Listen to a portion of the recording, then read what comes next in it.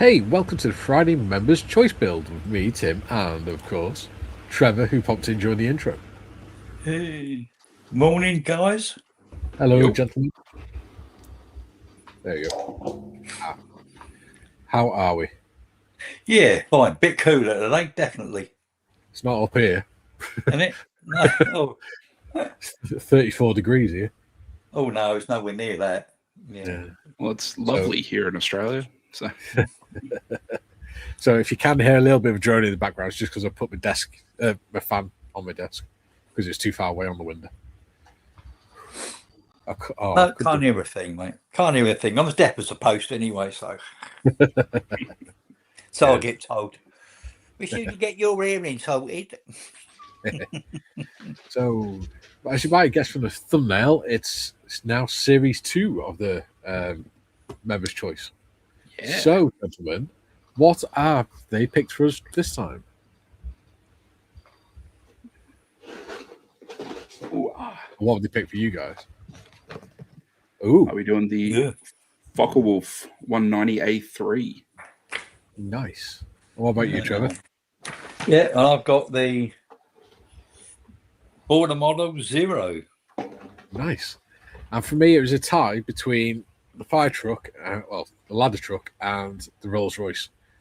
But I decided because the ladder truck is much bigger kit, I need to clear more space, so I'm going to build that first. So that's what I'm making.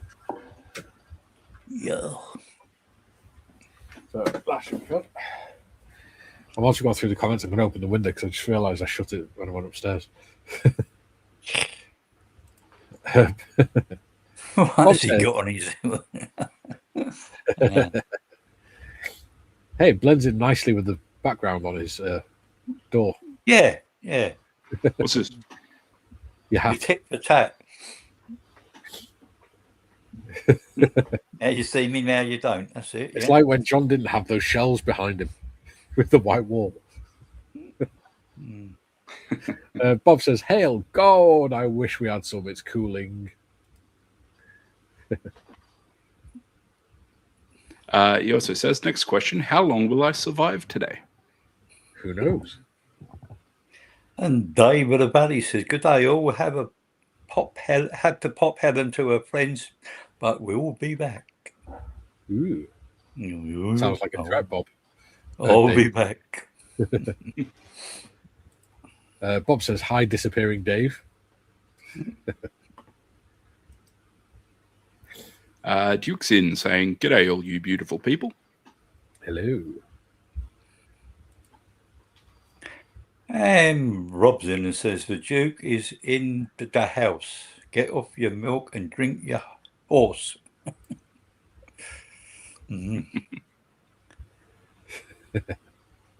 Or something like that. Duke says, "Ha ha ha ha, Bob must have missed that movie."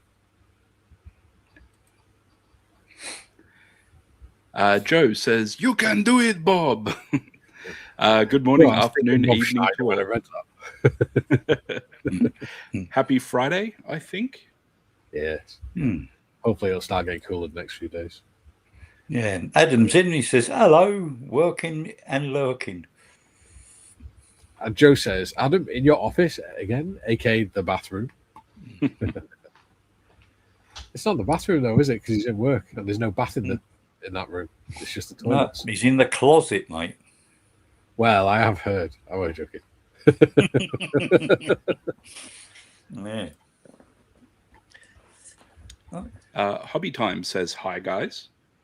Hey, hobby time. And Steve says, "Hello, all." Hello. Bob says, "Joe, I must admit to feeling more chipper today, possibly because those temperature has dropped below 32 degrees C for the first time this week."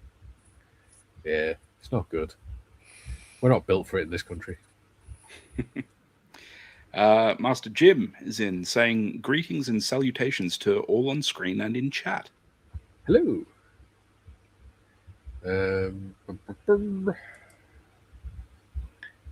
Ian says, "Greeting, troops." Yeah.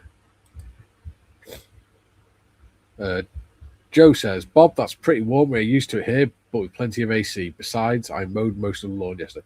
Well, that's the thing, is that you're acclimatized to it. We aren't. To us, this is like these sort of temperatures like once every 10 years or something. Yeah, it's a bit gross. Yeah. Getting up to, the mid 30s. Yeah, yeah. Wait, Rose was saying that yesterday outside his office it was 38 degrees. Yeah. See, that's like Townsville weather. It's not nice. No. That's like when you can feel the air. Yeah.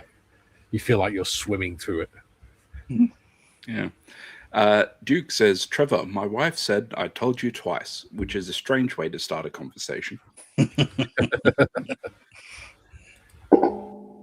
And Jim says, a pleasant +16 in Chicagoland area on this beautiful Friday morning. That sounds positively lovely. Sounds a bit bloody cold to me, 16. I don't know. Do you know what? I prefer the cold weather because I can wrap up. I can put the hood and things like that. I'd rather do that than sit here sweating. Joe says, wow, all fantastic choices, fellas. Can't wait for the Bills. Yeah. Tell you what I wouldn't mind doing at some point. A police car. Or some description, like an American police car or something. That'd be cool. Probably have to be an AMT kit or something like that. Yeah. It's such a UK thing to be like, 32 degrees. This sucks. 16, that's too cold. Yeah. It's not precisely 22 and a half degrees Celsius. I'm not having it. See, I'm fat, so I prefer cold temperatures. I'm well insulated. Yeah, you and me both, buddy.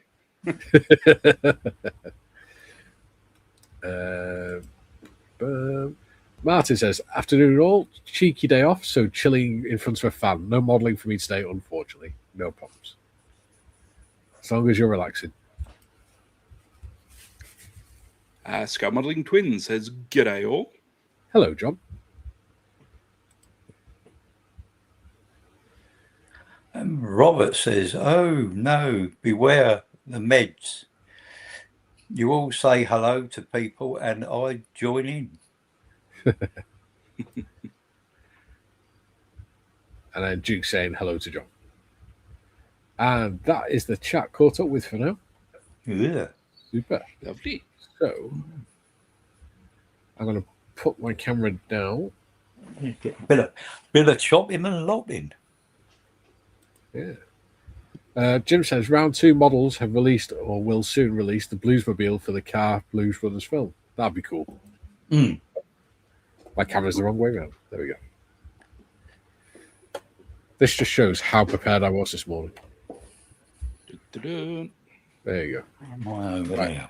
I'm going to open my window for a second.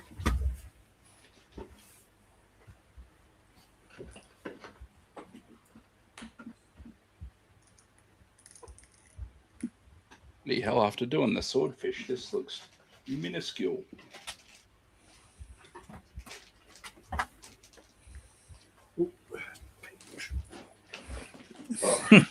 What's that? 1/72 scale, Mike, Tim? No, 148. 148. Bloody hell, it looks small. It's because I just got man hands. Don't worry about it. Right. Oh, he is man. No, it does look small. It's just I double checked the scale myself. Yeah, after working on the swordfish for a while. Strange seeing a normal fighter. Oh, I've got to say thanks to Nick from Mystery Nick for sending me this kit as well. It's much appreciated. He knows I love emergency vehicles.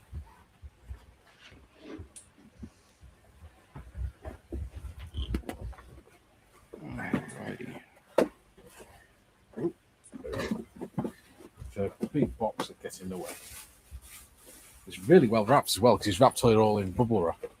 Oh, inside the box. That's good. Yeah. Yeah. Yeah, because they're not exactly Oh, gentle posty then.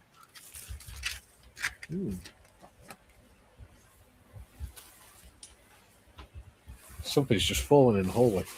Weird. Oh god, now I've got to try and unwrap all this. You're not prepared, are you, Mikey? No, not today. Thing is, I had to take Kay up to her mum's just before the stream. Ah. So,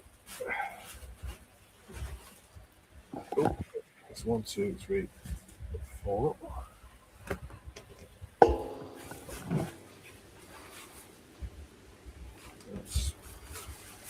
Oh, do you know what? I'm just going to take the bubble wrap off.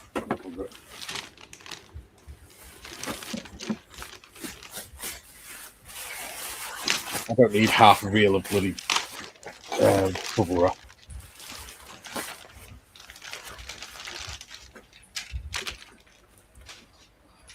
There's the other wheel. Oh, 16, 15.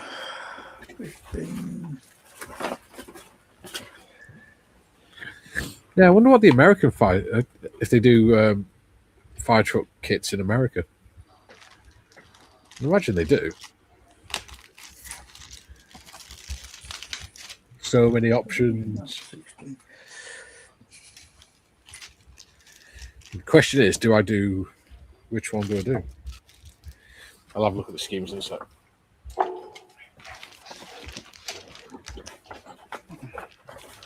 Nice. Only three bags in this kit.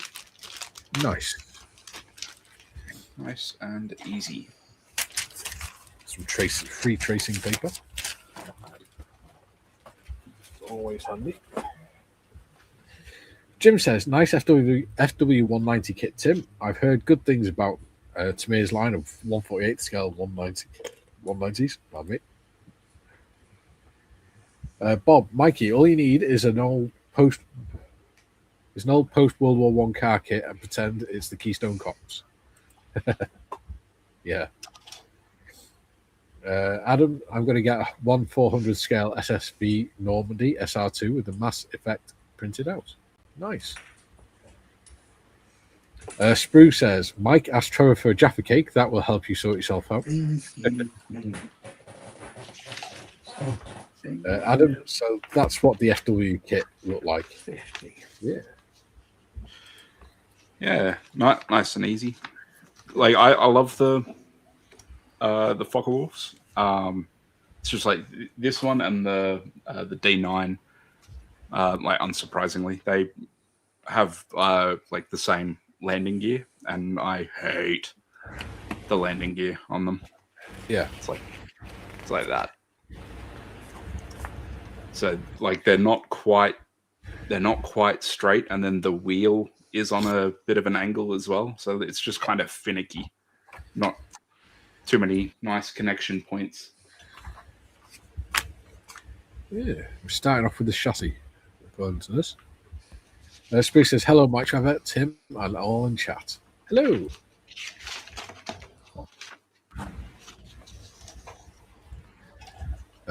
Matthew says, "Afternoon, everyone. Breezy today, but 31 degrees at the minute. Bloody hell. Yeah. When I took Kay up to her mum's, it's 34 degrees." Adam says, "The long-nosed Dora." There you go. Right.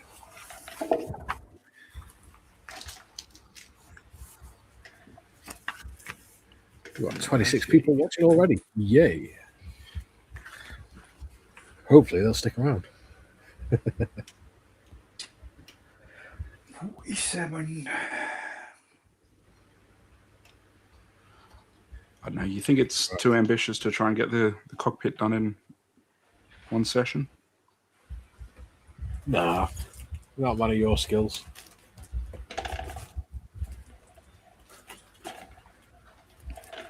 Just to sort of give you an idea of how big this model is.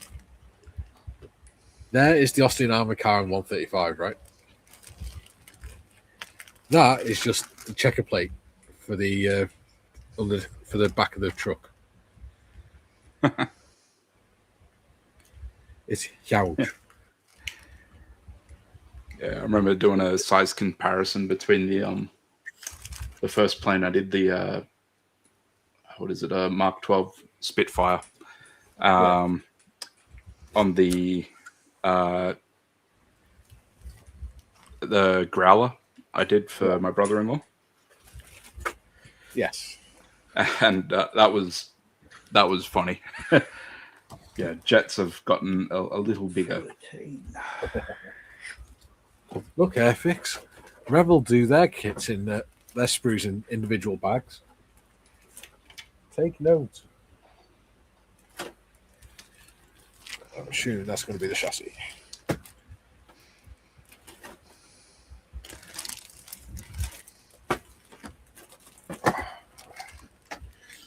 Oh, still can't fit the whole thing in. There we go. That'll have to do. Bob says, going to multitask. Posty just delivered and someone mentioned Jaffa cakes. Yes, that would be sprue. Jude says, afternoon all from a marginally cooler than yesterday, but still bleeding hot South Wales. No, Mikey, this little demon does not like the heat, not at 65% humidity. Yeah. It's not good.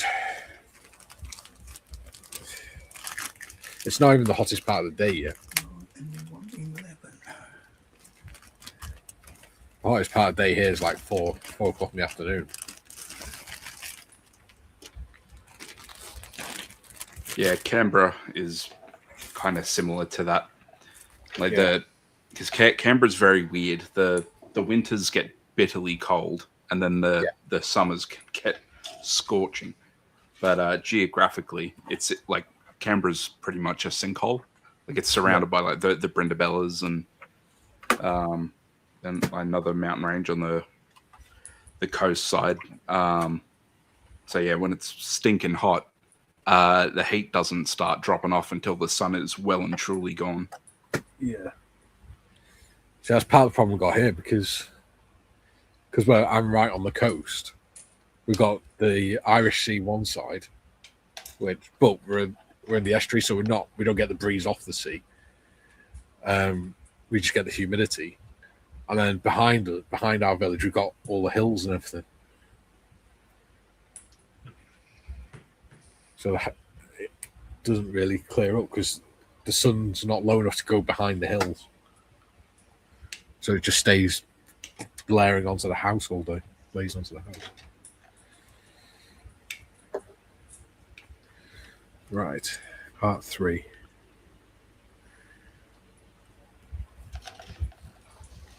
Okey-dokey. So that's that one.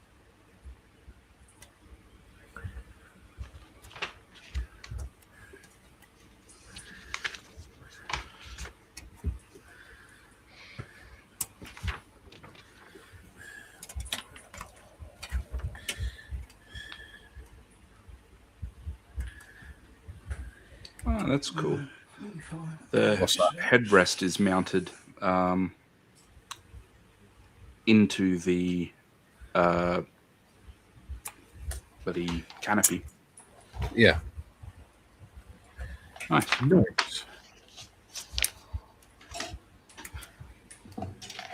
It's one problem successfully kicked down the road.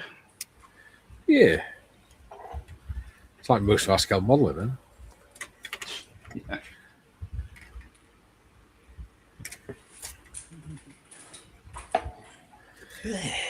So how are you finding? You've been on the channel a while now, Tim. Pleasing How are you? for the eyeballs.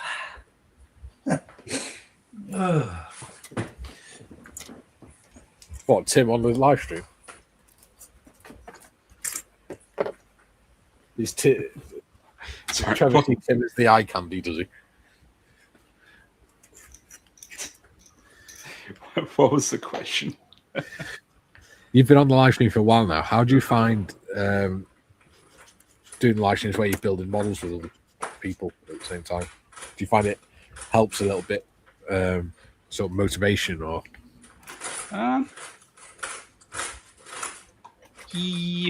Yes and no.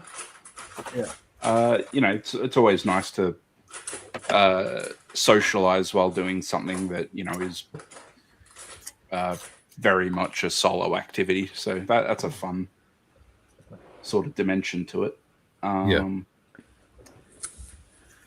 But, you know, sometimes, you know, it's hard to put the brush down at the end of 2 hours, you know? Yeah. Might be like just hitting my stride at the hour 45 mark. And then, you know, you got to kind of pull yourself back from putting in like a 6-hour hobby session. Yeah. But it must be harder for you because it's so late at night as well. So you don't want, you know, if you get too caught up, you could end up staying up to silly o'clock in the morning. Yeah, I've done that a couple of times.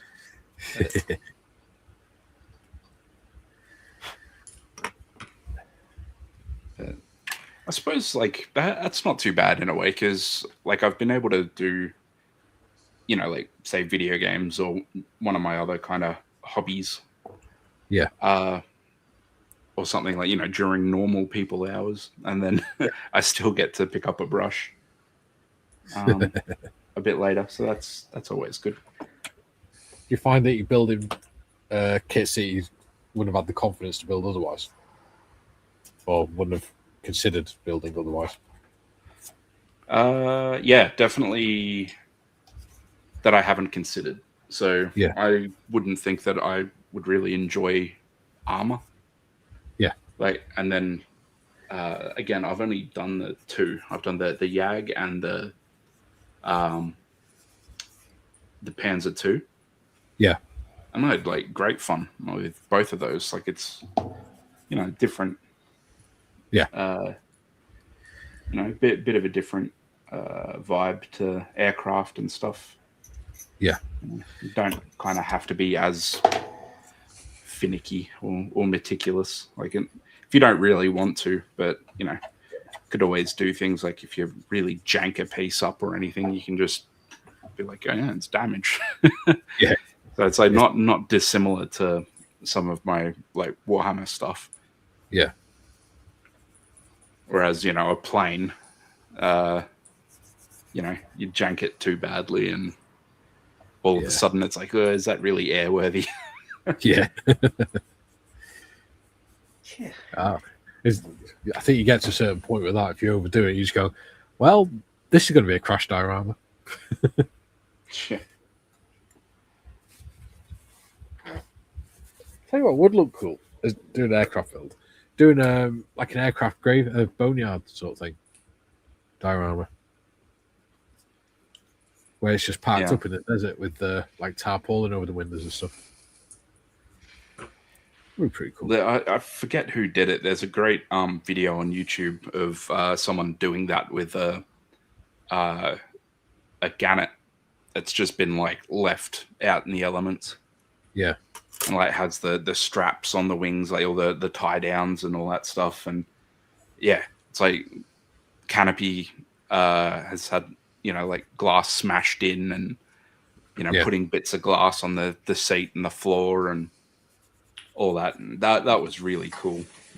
And like the story they're telling is, you know, it's a relatively kind of wet environment. Yeah. So yeah, lots of kind of greenish oils and stuff like that. Yeah. No, there's some really, really cool stuff out there. Yeah, Malcolm did a good one. He did a Corsair that crashed in the jungle. That's pretty good. That's cool. He did bamboo growing through the cockpit and everything.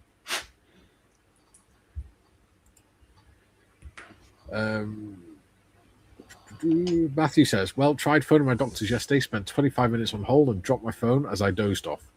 Got through straight away today, no diabetes, just fibro. Yeah, lucky pup. I got both. Just as interesting point to me anyway. Care from Sri Lanka said the higher the heat and humidity there is, easier to cope with than here. Could it be the higher salt content in the air as we're nearer the coast? Don't know, mate. I think it's more because we're not acclimatized to it. That and the salt doesn't evaporate. Yeah, exactly. But yeah, it's also there is there's definitely the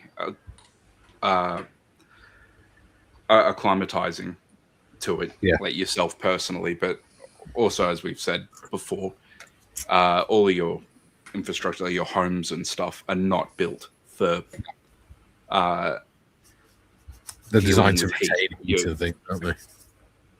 They're only built for dealing with cold weather. Dealing with cold. So, yeah, I think that's probably more of the issue. Yeah. I think it's... Have I lost sound? No, we can hear you. No, you're there. Yeah. But tell you what, if I went to the UK and it was like 35 degrees, I would be spitting chips. I would not be happy. I seem to have lost the sound. Yeah, no sound. Right, okay. Yeah. I think part of it is, as well as we can't escape the heat as easily as they can in like America and stuff, because air conditioning isn't as prevalent, especially in homes. We have air conditioning in supermarkets and things like that, which is one reason to go shopping when it's nice weather. Ah, Mr. Waitrose is in the background as well. Oh, hello. Hello. You know. How are you? All right. How long have you been there? Oh, about 4 or 5 minutes. Ah, sorry. Waiting to see how long you'd ignore me. I would What's never that? do He's that. awful, isn't he? I know. Shocking. Absolutely shocking. The shower. Complete shower. You've got AC in the east wing there, don't you? We have it here. We have it in 1, 2, 3, 4 rooms of the house as well. Yeah. I've built. We about 20 years ago when we had a loft conversion done, because they had all the ceilings up and all that. We took the chance then to get all the piping run. So yeah, got AC in both bedrooms, the office and the lounge, as well as in here. When Mikey said, people have been telling us for years, oh, why have you got air conditioning? It never gets that hot in the UK. Yes, it bloody does. And it's going to get even worse. So, yeah. When Mikey was like, oh, Waitrose is in the background. I was like, oh, it'd be so good if camera comes on and you're wearing like a big, winter fleece. Like a beanie and everything. There. Yeah. Yeah, would be good. Should have thought that. So how y'all keeping? You're right. Yeah. Oh, don't break your best. Yeah. It's Ooh, very, we've got chat to catch up on as well. it's very nice here. Jimothy says, modeling during live streams motivates me to stay at the bench longer than usual. When I'm on screen, the mojo is in top form. Excellent. Julian, Matthew, just fibro, stick with the one. When I was born, they had a bog off on disabilities. I'm now thinking having 2 wasn't such a great bargain. Joe says, Mikey went to the grocery store and walked into the beer wine aisle to get some Guinness just in case you hit 800, and the whole damn Guinness area was empty. Damn Scots have just raided the store.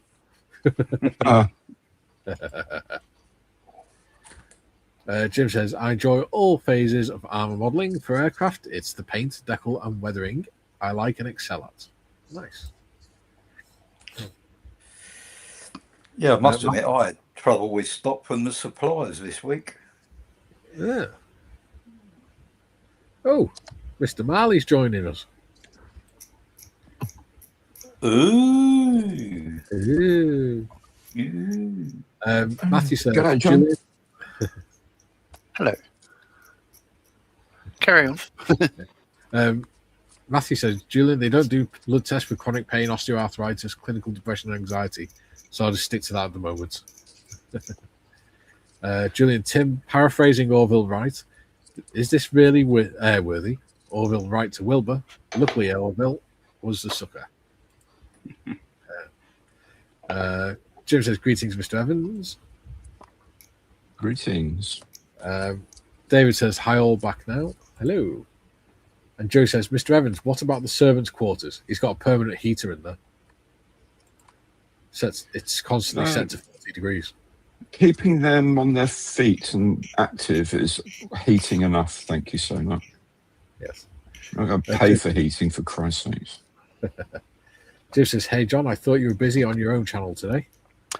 No, I'm not busy on my own channel. I'm just I'm doing a build that won't be part of this series. So I'm starting this one, the Hella Bentley Blower 24 scale. But I don't want to be limited to only being able to do 2 hours a week. So I'm just going to do my own pace. But I thought I'd drop in because I was watching anyway, as it turns out. He was spying on us. He just can't resist. That's what it is. You can't resist the intelligent repartee. What'd you call me? Who's swearing? It's those multi-syllable words coming out again. I told you. Yeah, all right. Ooh, I Who are you and what have you done with Mikey? Well. I know, right? What are you saying, Tim? Sorry, I was just saying I picked up a Sherman today as well. Oh, yay. Which one? For the Sherman build. To the surprise of no one, Tamiya, but I got the late model. So the M4A3. Ah. Nice. Yeah, which looks pretty cool. Yeah, it was sitting right next to a like the early war one as well. Again, Tamiya, and they both looked really good. And I was like, oh, but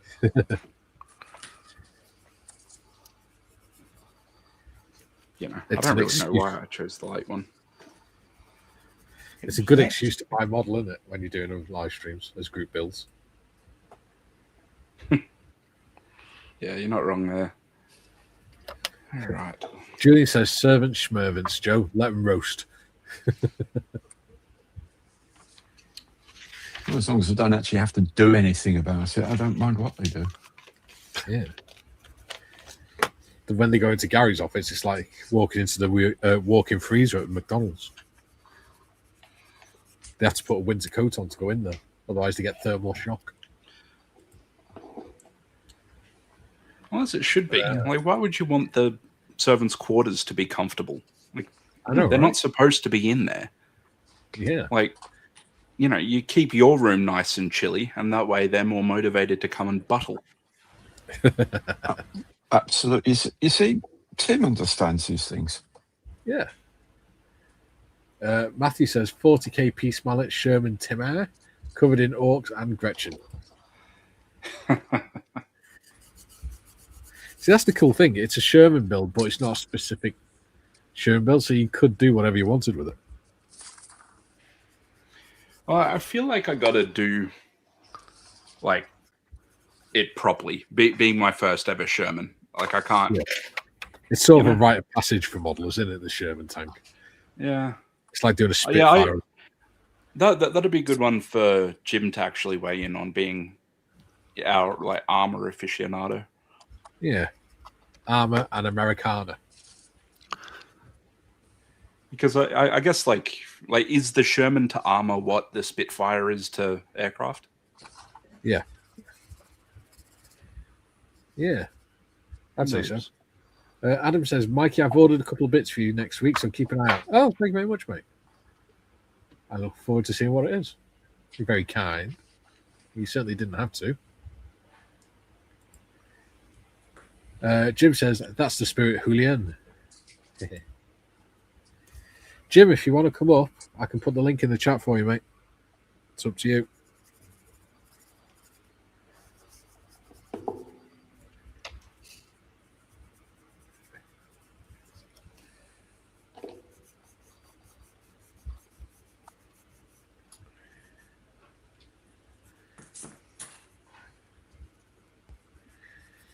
I think it's pretty much the edges of the chassis prepped.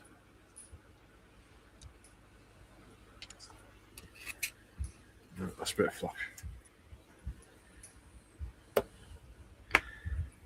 tell you what, Nick's beard's coming in well, isn't it, Gary? It's huge beard, isn't it? Yeah. He's starting to look like a right Santa. Mhm. And that He is retires at the end of today, doesn't he? He does. Officially. Bless him. Bless him. He's worked hard all his life, though, hasn't Mm. he? He didn't pick the has. easiest of careers.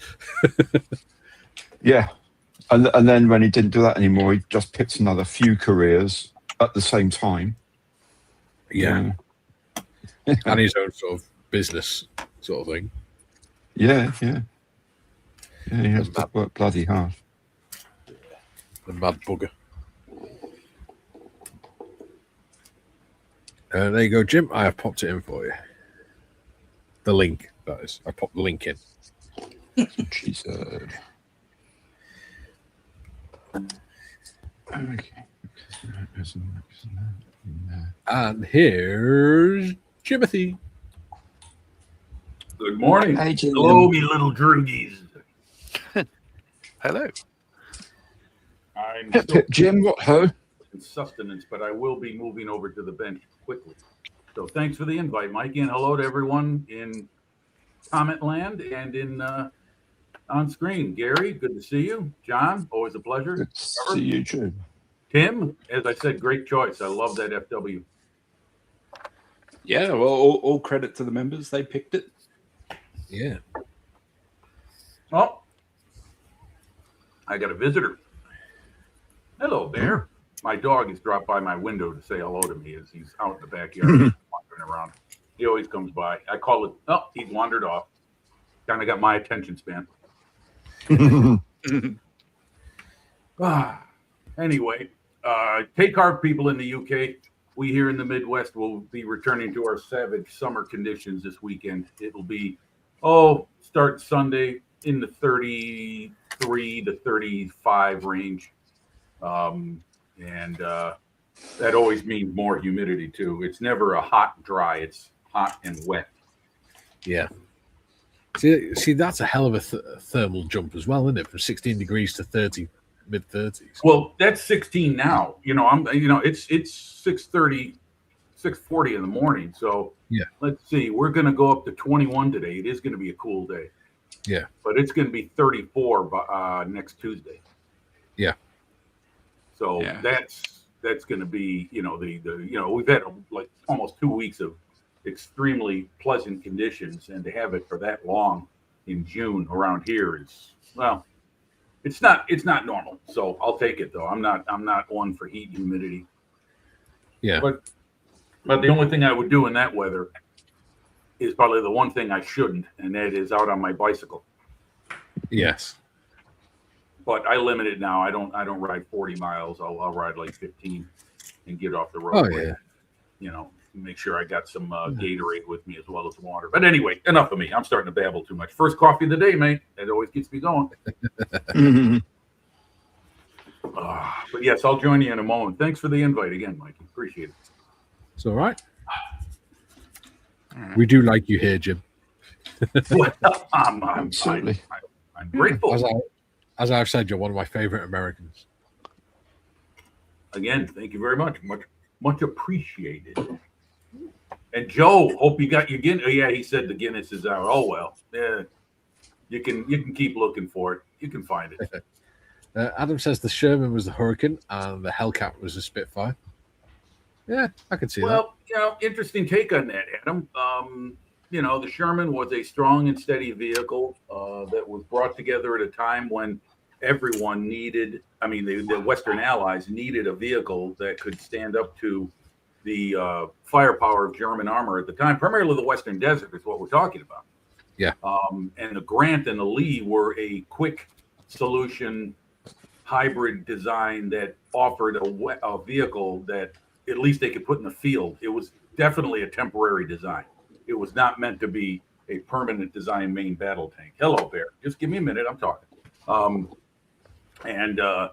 The Sherman came along, and when the British got that in the Western Desert, it was a game changer for them. Because at that time, the first 2 years of World War II, you know, even what the Germans had, if anyone had heavy battle tanks, it was the Russians and the French. Yeah. And then the British came out with the Churchill, but in very low quantities early on. But that came along earlier in the war than people realized. Anyway, getting back to the point, the Sherman gave the British and the Commonwealth forces in Egypt a vehicle that could go into battle and take punishment and keep going. They were using infantry support tanks prior to that, cruiser tanks, and the Crusader was okay, but I heard that thing was loaded with a lot of mechanical difficulties. I don't know if that's true or not, but the British tank crews weren't really satisfied with the Crusader. I don't know if it was too light or just not reliable enough to stand up to the desert climate. I don't know. That requires more research than I've got at hand. But I know the Sherman came along at a time when it was needed, and it met a need, and it could be built in quantities. It was easy to service. You know, it was a very basic vehicle. If you knew how to drive a tractor or even a car, because everything was manual transmissions back then. Everybody, you know, my dad grew up driving 3 in a tree, as we called it. You know, 3 manual transmission cars. So anyone could, you know, drive the thing. You could fix it in the field.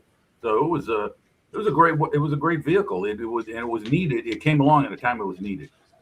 Yeah, doesn't mean it was infallible. No, we found that out the hard way. Once the 88 became more and more of a weapon of choice of the Germans for anti-tank defense. Yeah.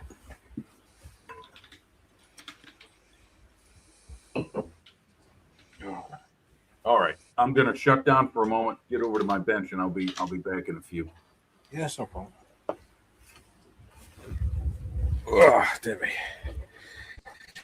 TBG says, hi everyone. Hello, TBG. Adam, I would say the Tiger was the Spitfire, but Germans in it.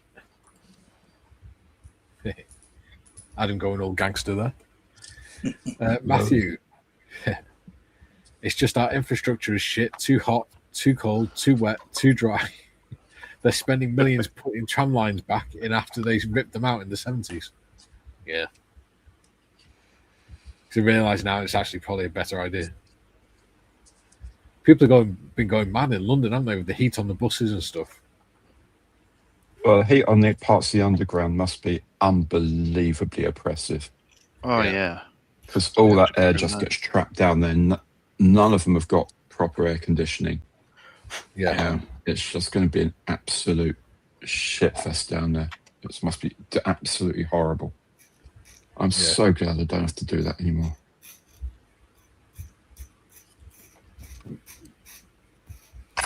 Joe says, right now it's 0640. It's only 78 degrees Fahrenheit, but 93% humidity.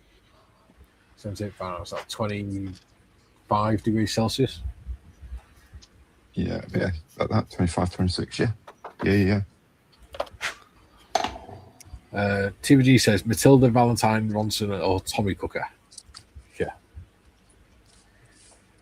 Matthew says, Centurions first appeared in 1944 and being actively trialled in secret in European campaign. I had the privilege of seeing a Royal Tank Regiment crewman's photo album from World War II. Nice. That's pretty cool. If they managed to bring the Centurion in a couple of years earlier, that would have been a game changer. Adam says, you see one Tiger and you think, oh no. You see 10 Shermans, you think, oh no. Hurricane and Tiger. Yeah.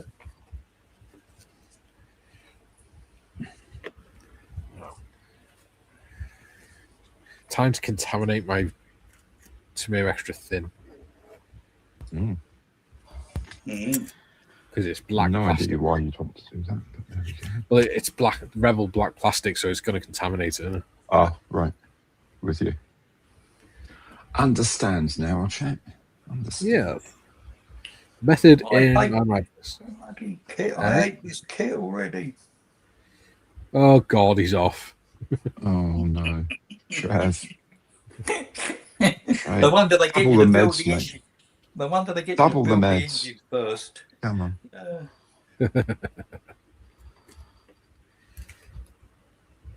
I have to make some seat belts, I think. Actually, members chose this, so maybe the chat can help. Pilot or no pilot? Ooh, yeah, good question. Do let us know, people. For the Focke-Wulf 190. Yeah. Ian Chambers says, watched a documentary about the Crusader tank and how it went from being a gun tank into an artillery tractor for the 17-pound guns. With the governor of the engine, it was faster than the MP's motorbikes. Governor off the engine. It's gone in the hole. That's not something you hear every day on a live stream. Or certainly not on one that's YouTube anyway. Christ almighty, I thought I was 14 again. TVG says, Pershing when a panther, kaboom. It wouldn't go in. TVG says, no pilot. Yeah, you got to have a pilot. Well, it depends on how you're going to present it. Very true. Are you going to present it in flight or on the ground? On the ground. Normally I have all my planes on the ground. Well, yeah, good I thing think is with the the plane exception of the swordfish. Yeah. And that little Messerschmitt diorama. The good thing is with the plane kit is that because that shelving unit got behind you, if you're running out of space, you can always just put a little hook in underneath the shelf and just hold it up with some wire so it looks like it's flying. Yeah. That'd be pretty cool. Duke says, Timmy, you're a great figure painter, so definitely piloting. Joe says, pilot Timmy. David says, no pilot Tim. Is that There's two, definitely is not that two, consensus on this. is that two apiece? I think so, yeah. David says, no pilot and Tim. Adam says, I would get aftermarket resin pilots or crew Tim. That's an interesting take on it.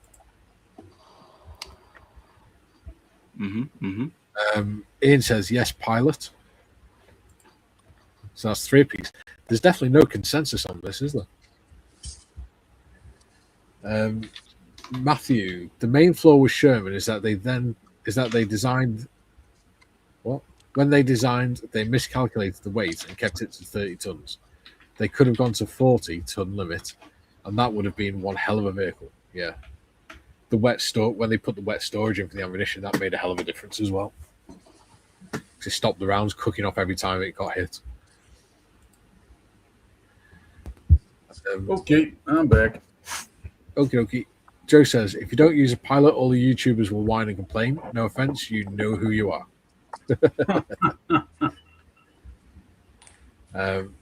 Joe says, no build, it's stock. Damn it. All right, so it's basically your choice. So stock pilot? Yeah. Are you talking about the pilot provided in the kit of your Focke-Wulf, Tim? Yeah. Yeah.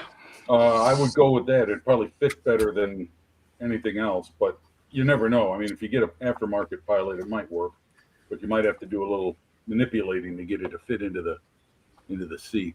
It's just a thought. I mean, I think I'd like to do aftermarket, but not on this build. So this build I'll do just like WYSIWYG, just what you see is what you get with the box. And I've said it before, at some point I would love to do like I haven't done a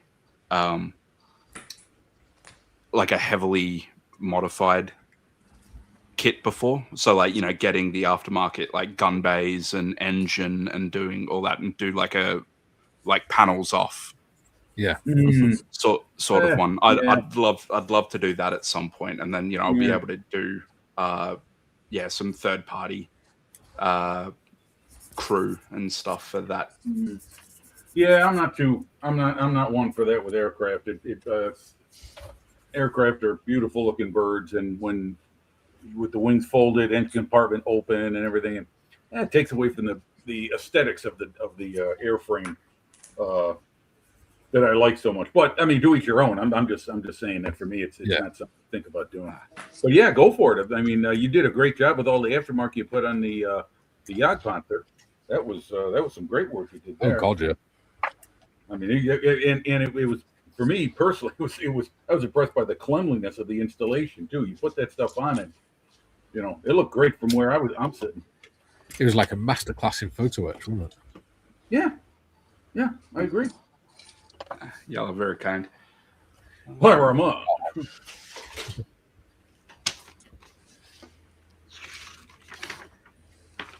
Where's Joe TBG says, no forbidden symbol, or YouTube will bitch about it. Yeah, I'm trying to make sure it stays. Yeah, it's on that corner of the sheet. So Yeah. Joe says, it's Friday. I'm going to complain. Come on, Tim. Joe, if you get that Guinness soon, the last thing you'll be doing is complaining. You'll be enjoying it. Well, if we want to get Joe drunk, then we need to get promoted the channel more. Mm-hmm. Yeah.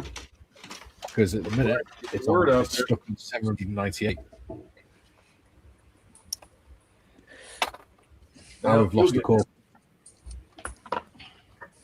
Oh, jeez. Oh, man. Can't forget something or else I wouldn't be a model. It isn't. Do you know what? I've got a fan next to me and it's still getting hotter. It's not far off 30 degrees now, 29.6.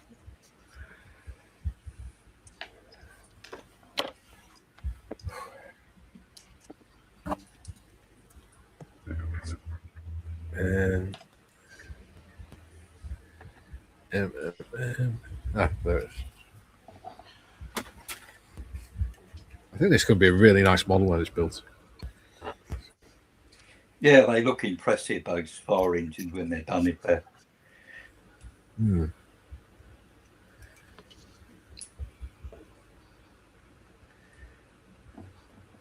of course, now that I've got the Revel ladder truck, I'm going to have to get the Revel bloody fire truck at some point as well. The fire appliance. What's the one I've got? I've got a Soviet fire truck that's 3/4 finished. Yeah.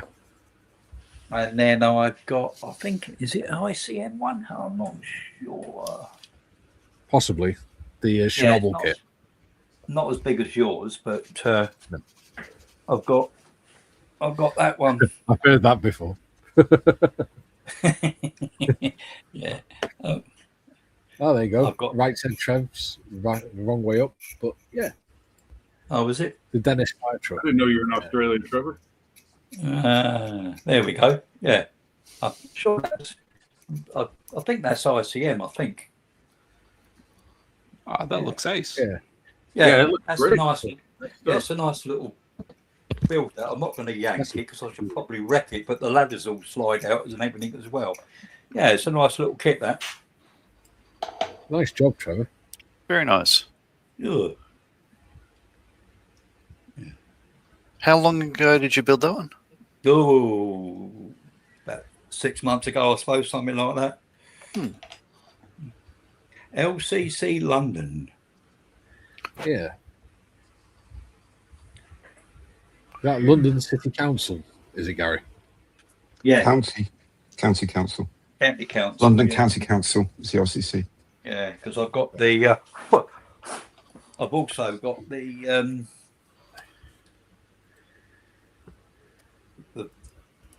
backup truck that goes with it as well, which has got a trailer and everything.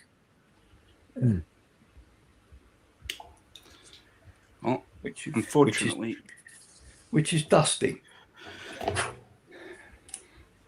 Fortunately, old mate was just too tall, but he didn't want to let that ruin his dream, so he uses the pedals with his stumps after hacking his feet off. Don't make it work. No one's going to see it. Matthew says, been using the neck fan thing that you wear and it blasts cool there. Still managed to drink 7 pints of water and 2 litres of roller cola, sugar free yesterday. Yeah.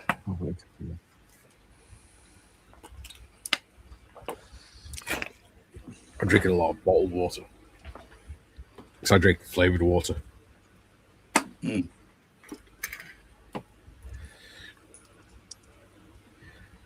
All right. Matthew, you got fibro, same as me. If I were you, instead of drinking roller cola, I'd look at the ingredients and see if there's aspartame in it. Because aspartame makes fibromyalgia worse. Yeah, that's a kind of controversial artificial sweetener anyway. Not good to put in the system in high quantity. It stimulates the pain receptors, and part of fibromyalgia is the nerves are sensitive to pain and temperature anyway. Yeah, in other words, it feeds your inflammation in your body. Yeah, and it just sends it into overdrive, so you get a lot more aches and pains and things. Mm-hmm. And they, believe it or not, if I remember, now this is all secondhand information, folks. Julian, maybe you could look this up, but I think some of these diet sodas actually key your system to drink more of it, and it leads to weight gain. Yeah. Oh yeah. If I remember right, that's why I don't touch that stuff. It's just there's so many chemicals in there you can't even pronounce. Yeah, they put diuretics in them, don't they, to make you want to drink more? Well, that's another thing. Yeah. Because I found that because now I only drink certain flavored waters and a certain ginger beer, sugar-free ginger beer from Tesco, because they're the only drinks I've found that don't, or sweet drinks I've found that don't have aspartame or sugar in. They use sucralose, which is natural. Well, there's still some controversy about sucralose too. Yeah. From what I've heard. Now, again, this is all second information, folks. Please don't take anything I'm saying as absolute. You really got to do the research yourself and dig around, and depending on how deep you dig and what you find, results may vary. Yes. But artificial sweeteners, I stay away from all of them. When I go shopping at the market, I look at what's in stuff, and if I see certain ingredients, it's gone. I just put it back. That must be hell expensive for you in America, then. Well, good food costs more. Cheap food is affordable. That's the way of life here. Our Aldi, or LD, as it's properly pronounced because it's a German company, they offer both. You get your cut rate groceries there if you want, and you can also buy your higher range organic foods and fruits and meals and things like that. And meats.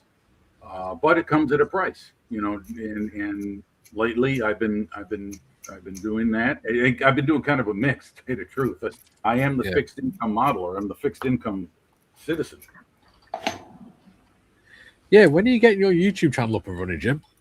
I know, Mikey. What I have to do is invest in the overhead camera for one thing. This computer thing is, limited. You don't necessarily need an overhead camera to start with.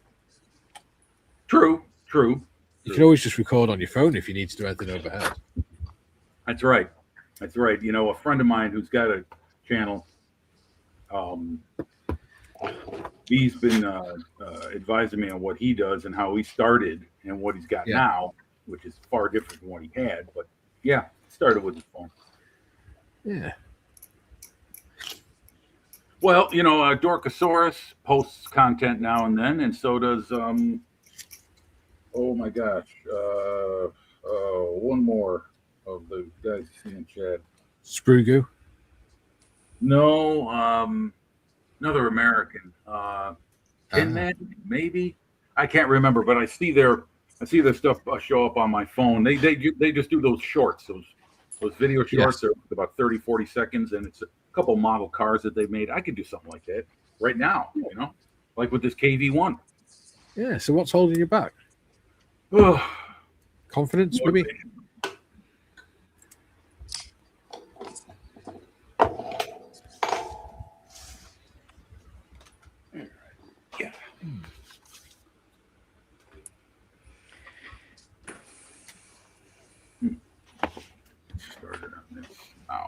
I reckon you go for it. You got a lot of interesting information to share. Yeah, thank you very much for the encouragement, Mikey. Yeah, you're right. I should at least put something out there. Hell, I got a channel already. You know, it's not like I got to go start from scratch. Hey, there you go. If you need a hand with making a logo or anything, I'm happy to help you. Yeah, that would definitely add a little life to it. That's for sure. A little creativity. Oh, I'm gonna have to do this the hard way.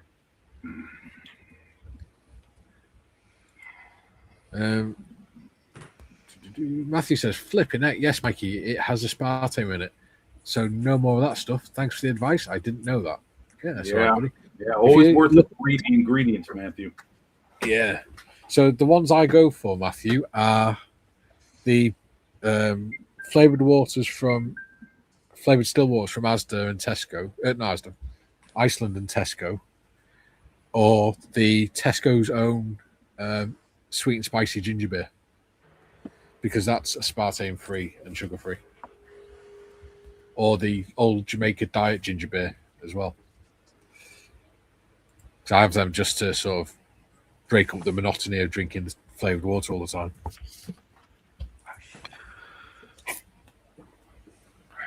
Yeah, I know that the state of California can be kind of quirky in certain things, but there was legislation.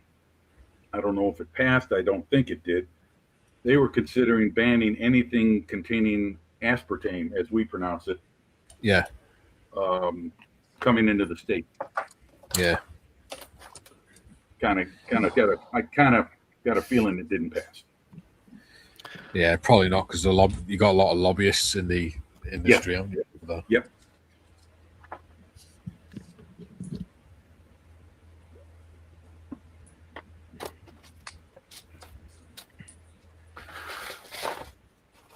Apparently, Kay's in Prestatyn with her mum at the minute. Nice.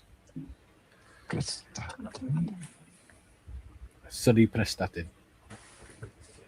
Second only to Sunny Rill. Which used to be a really busy holiday destination. Until they started filling it with smackheads and things. I don't By think they smackheads, you mean the Welsh? No, being the junkies from Liverpool and places like that. Ah. They sort of use it as a dumping ground for people who cause problems in other areas. You mean they relocate them? Yeah, they relocated to a place like Rel and stuff. Interesting. Because the housing is cheap there and stuff. So when I did the review of this kit, I was thinking, the spruce bent, and therefore these chassis rails are bent. They're not. Yeah. They're molded that way. Yeah. So looking at that bit there, they're straight. Ugh. But the leaf springs at the front are splayed out. So it's meant to be like that. Nice. Who knew? We do now.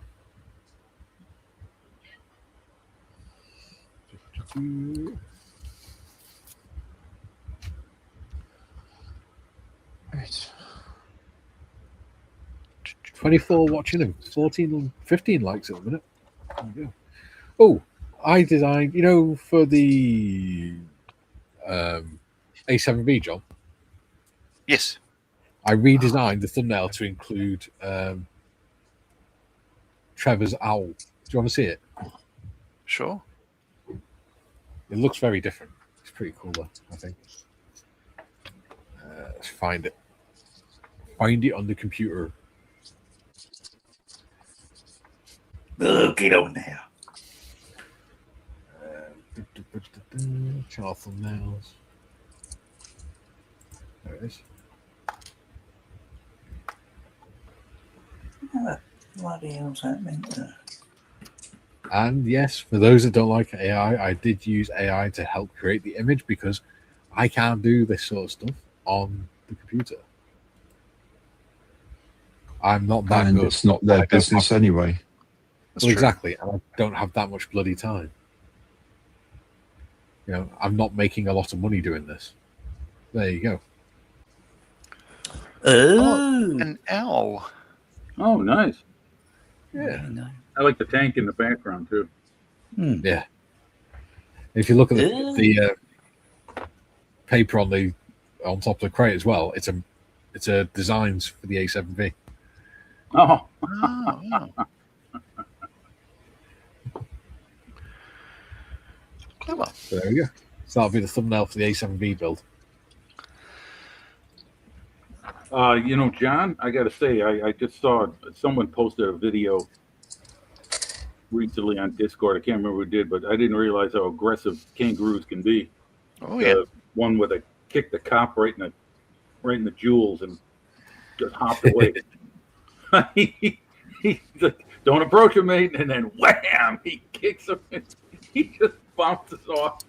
Oh man! And the thing's as tall as the police officer. Those things are pretty huge. It can be, yeah. Like the red kangaroos, certainly. Whoa. Yeah, we'd get big ones back in Canberra. He just kicked him right in the sack. It's not right. I'm off. They're dangerous too. Like they got big claws. Yes, they do. I know. I was like, holy shit! I didn't. Jeez. There was a bloke who like got into a prang because kangaroos are stupid. So it jumped in front of the car, went through the windshield, and as it was panicking, it eviscerated him. Oh, Yep. Oh, Yeah, opened his gut. oh, my Jesus. God. Oh, Yeah, fuck. That's nasty. bad stuff. Yeah. And we got cassowaries. So Yeah. What are those? think emus crossed with dinosaurs. Yeah. Mhm. The Oh, what you velociraptor The other day, of. weren't you guys, John, weren't you talking about that particular beast yesterday or the day before? Yeah, the other day, Yeah. yeah. Hmm. Yeah, they're pretty scary looking. Are they aggressive or do they kind of just mind their own business? Let Oh, people well, be? this picture might. So, Yeah. yeah, he's this guy's got a steel plate to protect him from the cassowary. But yeah, they've got they look, think of an emu, but stuck in the Jurassic era. Yeah.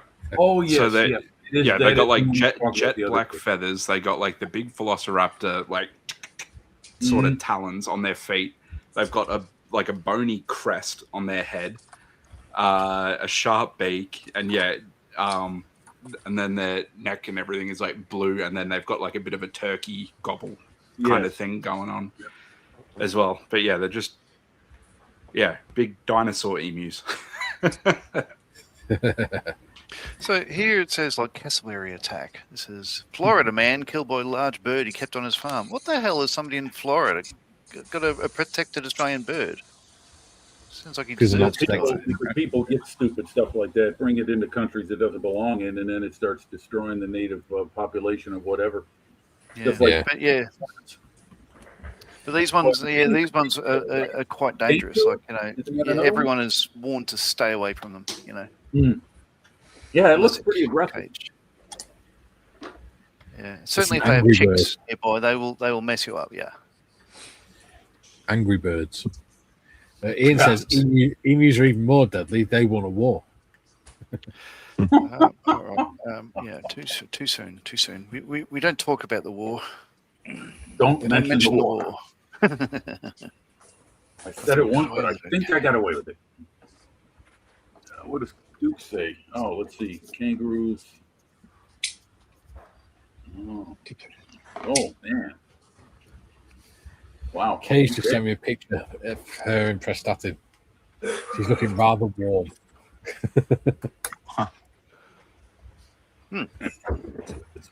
Apparently it's boiling there. All right. What else can I do? Started a joke. That's the pig.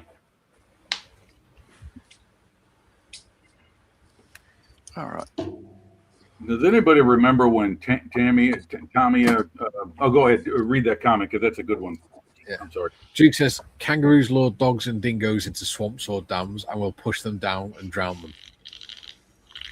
Bloody hell. Yeah, that's why there was a video of a dude that. John Murray. knows what it is. Yeah. Yeah, a kangaroo had like grabbed his dog and was kind of holding it, around the neck and stuff. And he's like, "Oi, get off him!" And he comes up and he goes like that, and he's squaring up the kangaroo like, "Let's go!" And he's kind of doing this, and the bloke is doing that, and he goes, "Back off!" Like that. That kangaroo takes like half a step forward, and the guy goes whack and pops it right in the face, and it goes. And then just hops off. It's so good. He got the message. Yeah. Yeah. See, like, he saved his dog. Yeah, if that was a wallaby, it wouldn't be funny because they're little and cute and stuff. But kangaroos, like as Jim was saying, like when they stand up, they're 6 foot tall. Like they're as tall as I am. They're bloody scary, and they're jacked. Like they're all muscle. Yeah, well, especially those legs. He kicked that cop. He planted him on the ground, and that cop was well, it's on Discord somewhere. Someone posted it recently, like within the last couple of weeks. I think it's on your video link category, Mikey. I think, or it could be Micro Machines. But the cop was no lightweight. He was a big man, and down he went. He planted him. And then he looks at him and he's just like, all right, that's it. I'm gone. Yeah. But you look at their chests when they front up, like they look like, a rat crossed with the Rock.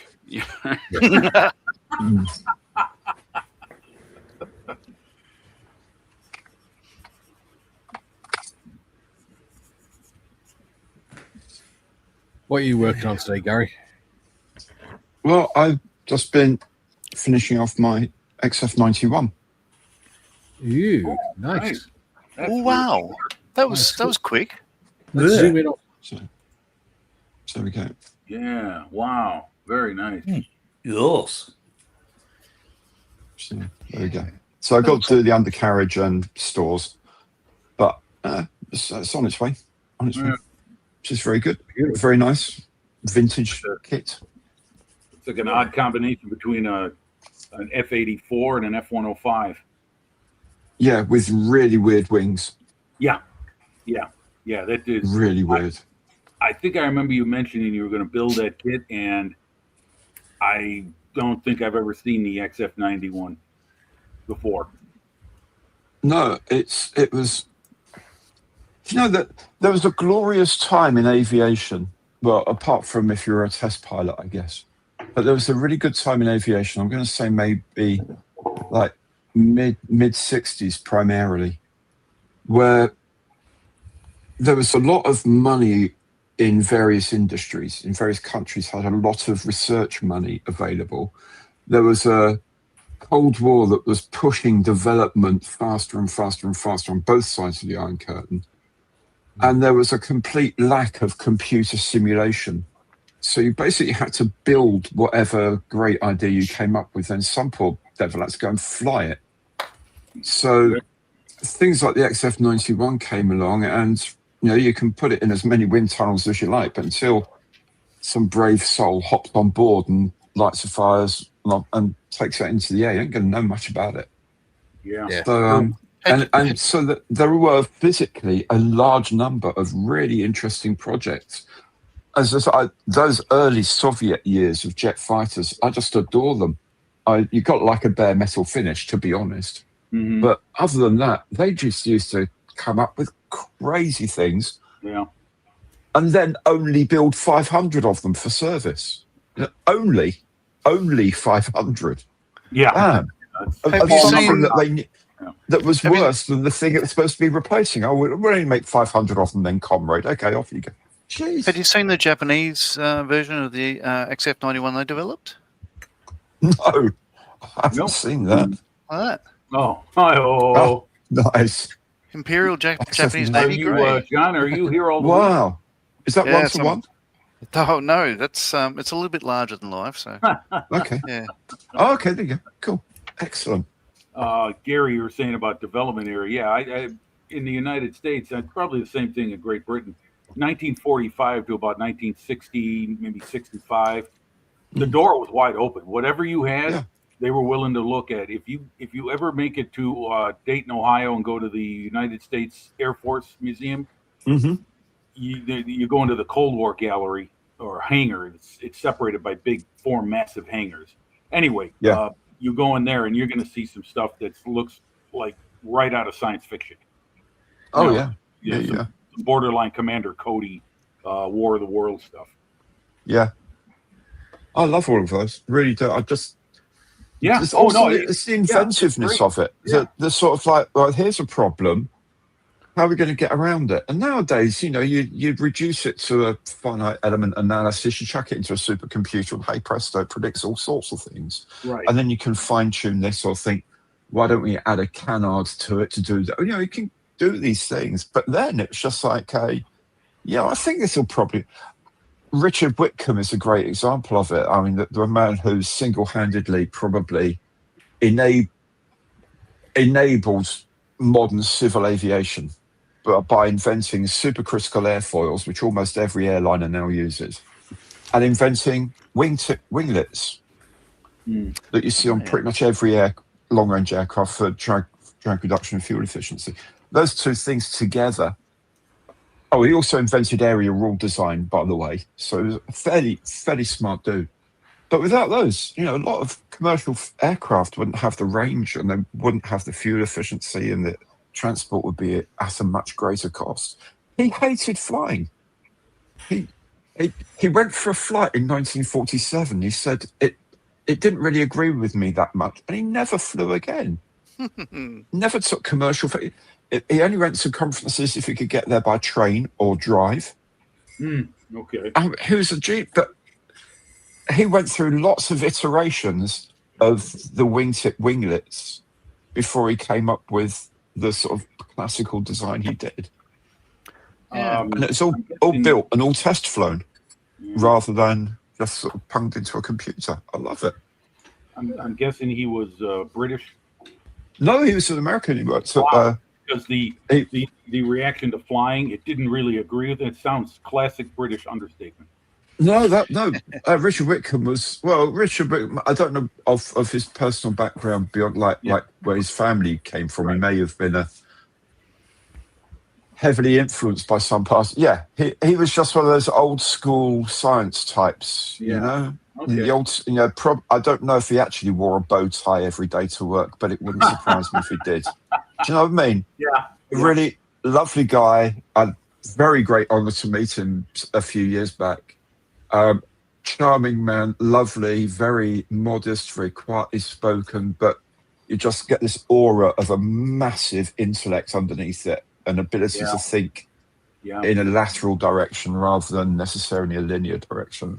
And coming up with area ruling, the winglets and supercritical airfoils, one of those would have got you a career. And he did all three. And he worked for NASA. He didn't work in industry. Yeah. He worked in pure research. Born with what I call a slide rule brain. Oh, totally. They just have that innate ability to see things that, kind of like Einstein did. You know what I mean? Like far different from what the regular walk of the everyday life person would. Yeah, and a lot of things were. Yeah, a lot of times it was things that, why can't we do that? Why don't I look at why we can't do that rather than right? Yeah, why can I do it? I can't do it. Forget it. No, let's look into this more and see if we can. Yeah. There's got to be a reason why we can't, and therein could lie the answer. So yeah, it's a cool dude. Skiffin says, "Afternoon all. Hope you're not melting too much." Hey, Skiffs. Oh, James. And he says, "Today I'm at a mobile bench making books, clipboards, signage, and maps." Okay.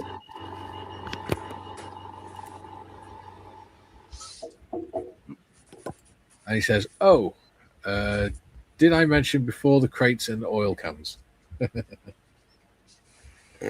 Oh, pardon me. A lovely 10 degrees where I am. Hooray. It's just about to hit 30 in a hit. Yeah, it's a nice 15 up in Queensland. Shut up, bitch.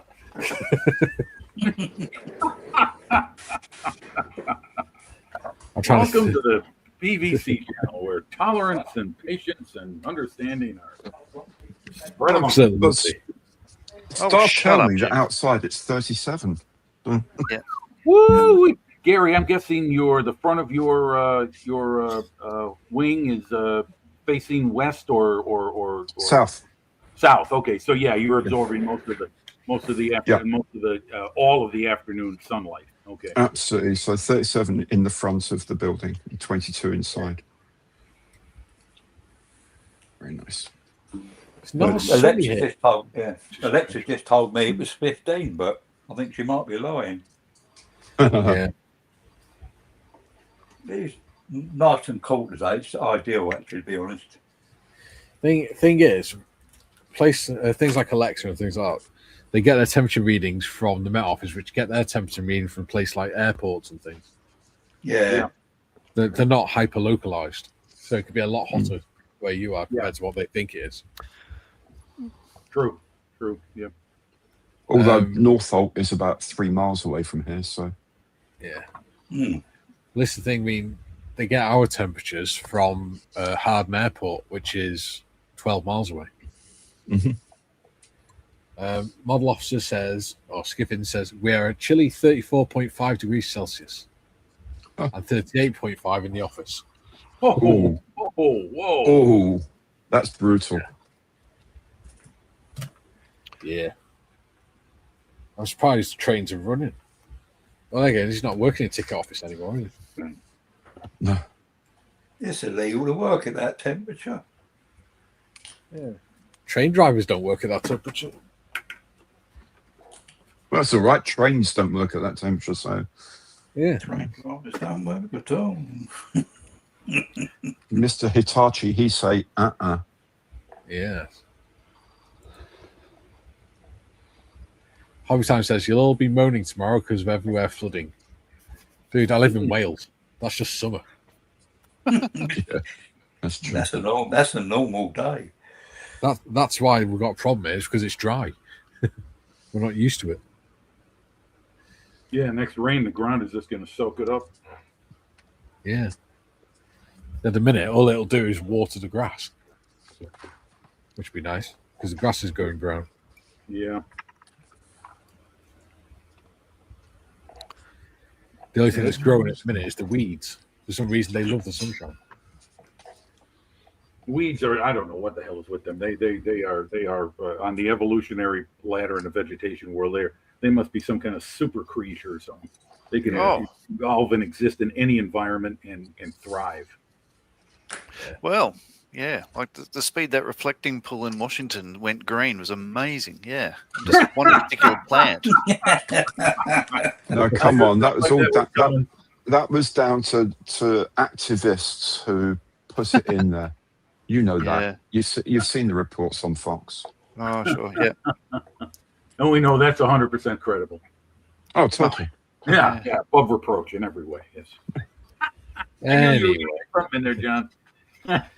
Skipping says, I got in the car yesterday and the dash was 51 degrees. Oh, nice. Yeah, but okay, so there's an Australian I pastime that is in summer to sit in your car, turn it on, and go, take a photo of your dashboard, put it on Facebook to say, look how hot it is, when it's not actually that hot.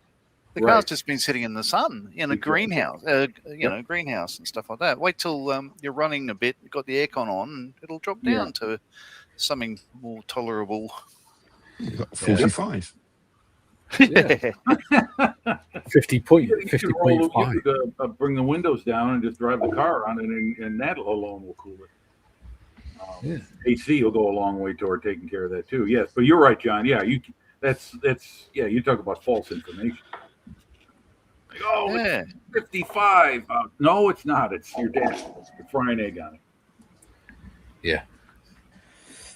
When I took Kay up when we got in the car, it was 37 degrees. And then by the time I got home with the aircon running and things like that, it was down to 33 or 34.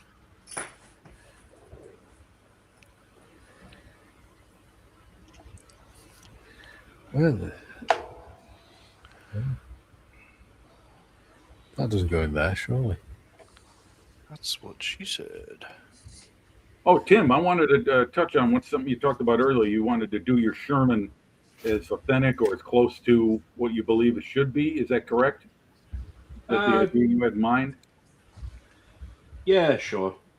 Okay, all right. Well, I was going to say I'm doing the same thing with my Sherman, the British one. I've always wanted to do one of these Western Desert Shermans, and a British one on top of it. It's the perfect storm, group build. I've been looking to build another Sherman for my collection, and now this is the perfect motivation to do it. So I'm going to do it exactly as I see it in the instructions, and I've got plenty of reference material in Western Desert Sherman. So, yeah, I too want to make mine exactly as the kit shows it. It's Yeah. Let's see. If it's a rite of passage for a modeler to build a Sherman, I've never actually built a Sherman in my life, so this will be a first for me. Yeah. Okay. Well, yeah, there you go. I mean, Shermans are like Spitfires and T-34s and Panzer IVs and ME-109s. Yeah, there's so many iterations of them. You could literally have a collection of them. Must be excited. You can finally call yourself a scale modeler. Yeah, not a good one. Well, I don't know. Your Burger Panther looked pretty good. Oh, or Panzer or whatever. Pardon me. It was that captured T-80 you turned into. Yeah. Was converted by the Germans to a transport vehicle or recovery. Yeah, it came out great. And that was a mini art kit, right? It was a mini art kit, a full interior one. Talk about rite of passage. There you go. You just did it. Skiffin says, "Yep, you're right, John. It dropped to 41 degrees." Yeah. There you go. Yeah. Ian says Greta Thunberg wasn't in the US, was she?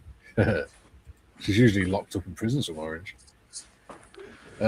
Chambers says Greta. Skiffin says, at work they wanted to check how hot it was and asked if I was happy to fry eggs on my head. Yeah, for extra pay. And he also says, I'm not a true modeler then, and I know I am not passing a Sherman on anyone else.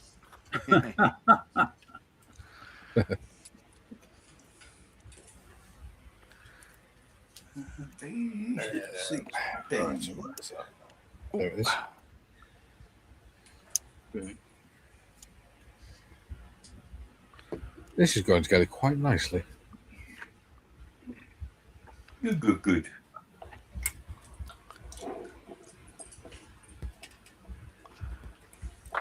Oops. Okay. Duke says, my cousin works in Hyde at a market garden. He spends most of his time in hot houses. It can be 16 degrees outside and 42 degrees inside. He's been to Oz several times. He loves the heat. Crazy. Mad. Yeah.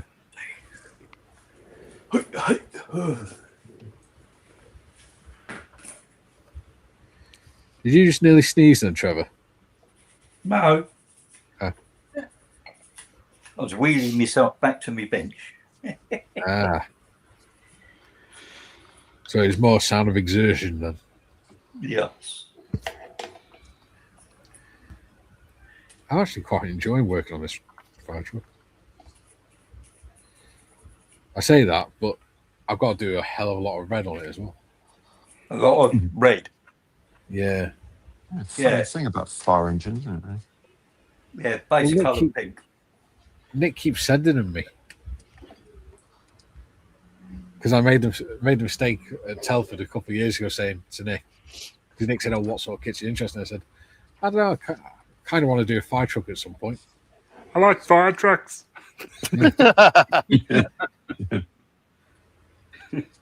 So ever since then, he keeps sending me different fire trucks. Sorry. That's funny. What I mean, yeah, I used a pink primer on mine. Yeah.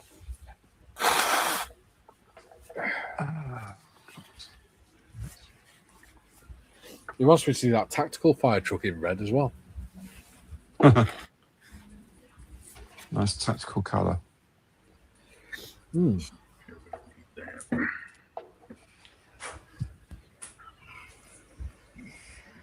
Hey. Right, what do we need now? We need that upside down. We'll get the right way up when it's upside down. About half hour. All right. I think I can get the cockpit done in that time. Where's the numbers? 80, where's the 80s? Need to paint. Let's see. Buttons. Do the little leather seat.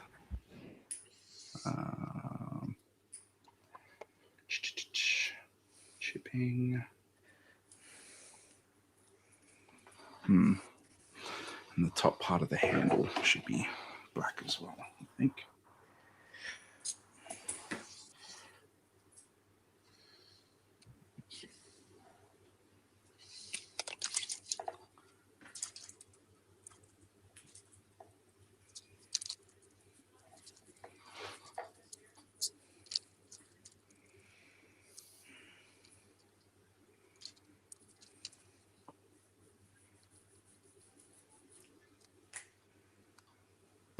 Sorry, Kate just rang me up to ask me if she wanted me, if I wanted her to get me a shirt from the shop. Shirt. No, she's going to get me a cotton shirt so it's a bit more comfortable. Yeah. I find it t-shirt's a bit too warm at the minute. Yeah, I mean, if you can, the best thing is cheesecloth. Yeah. Well, the one I've got on is a linen one, which isn't too bad. It's actually it's cooler than a t-shirt. Well, at least I can fasten the buttons to it if I need to cool down a bit. Yeah, she's going to have a look on in mountain warehouse. Bit KF, that's what you need, mate. Bit KF. Yeah. Khaki flannel, get it on. Yeah. Matthew says Mikey is Fireman Sam's love child. I used to love Fireman Sam when I was a kid, but we had a different one in Wales. It's the same one, but it's just in Welsh. So it's called Sam Tan. Uncle Dad. That's New Zealand, isn't it? Duke says, going back to the birds in Oz, cassowary, emu, magpies, plovers, and some pelicans are quite dangerous. Oh, also the wedge-tailed eagle, several hawks. Actually, it might be easier to go with nice birds. Oh, yeah. Our birds aren't that nice either. They keep telling me to leave them alone. We'll stop hanging around the changing rooms then.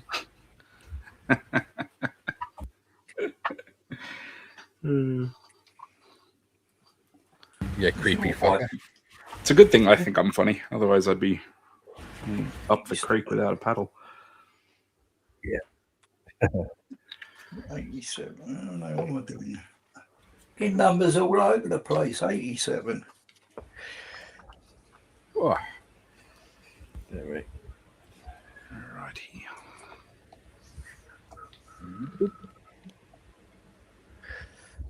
What's going on here? 93.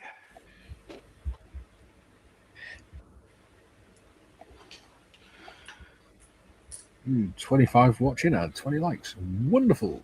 Thank you, people. It certainly helps. Who don't like us? Tim, probably. He doesn't like anyone. Tim's the mystery downvoter because he hates everything.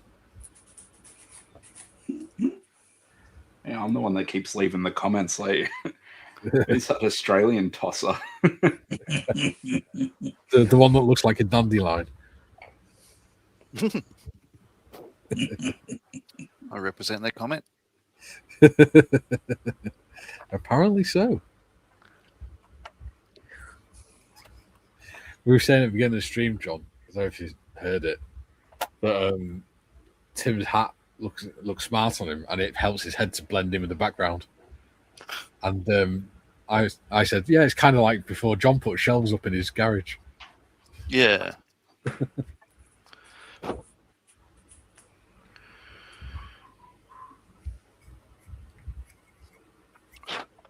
But these It ones does look nice stayed with up. them. Hey? These shelves stayed up. Yeah. It does look nice for them shelves, to be fair. One day, It makes it son, look all less this will be industrial. yours. What, the curtains? No, beyond that. It makes it look less industrial, more homely.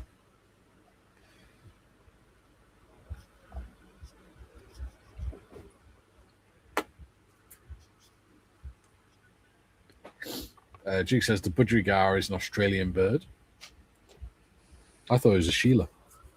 That was my first ever pet, a budgerigar. Had a green and gold one named Ozzy, and I had a blue and white one named Sonic. Yeah. And did they last long? Like 2 months or something. You killed them after 2 months? No, one of them was quite clever. I forget which one. I think maybe Sonic, but he could kind of lift the gate, and then one day they were both gone. Ah. But my dad assured me that he looked for ages. You mean he sort of stuck his head out the back door? Yeah, they're gone.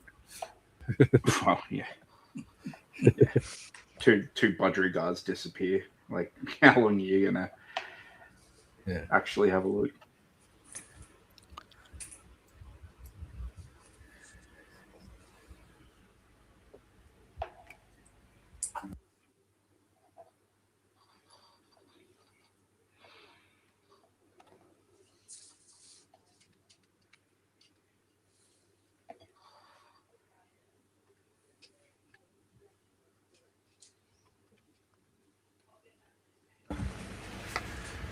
Joe says, what are everyone's plans for the weekend, assuming you don't all melt first? Sooner or later, the heat wave's going to snap for you folks over there, and it'll get back to you more comfortable, normal conditions. We'll balance it. Greenhouse building. Ooh. Greenhouse. Because it wasn't hot enough as it was for you, was it, Trevor? Because it wasn't hot enough for you as it was. No.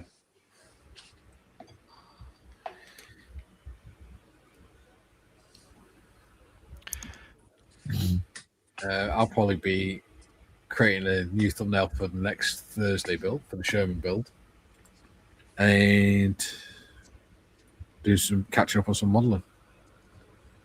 Ready for Tuesday. You got rainbow lorikeets up your way, Timbo?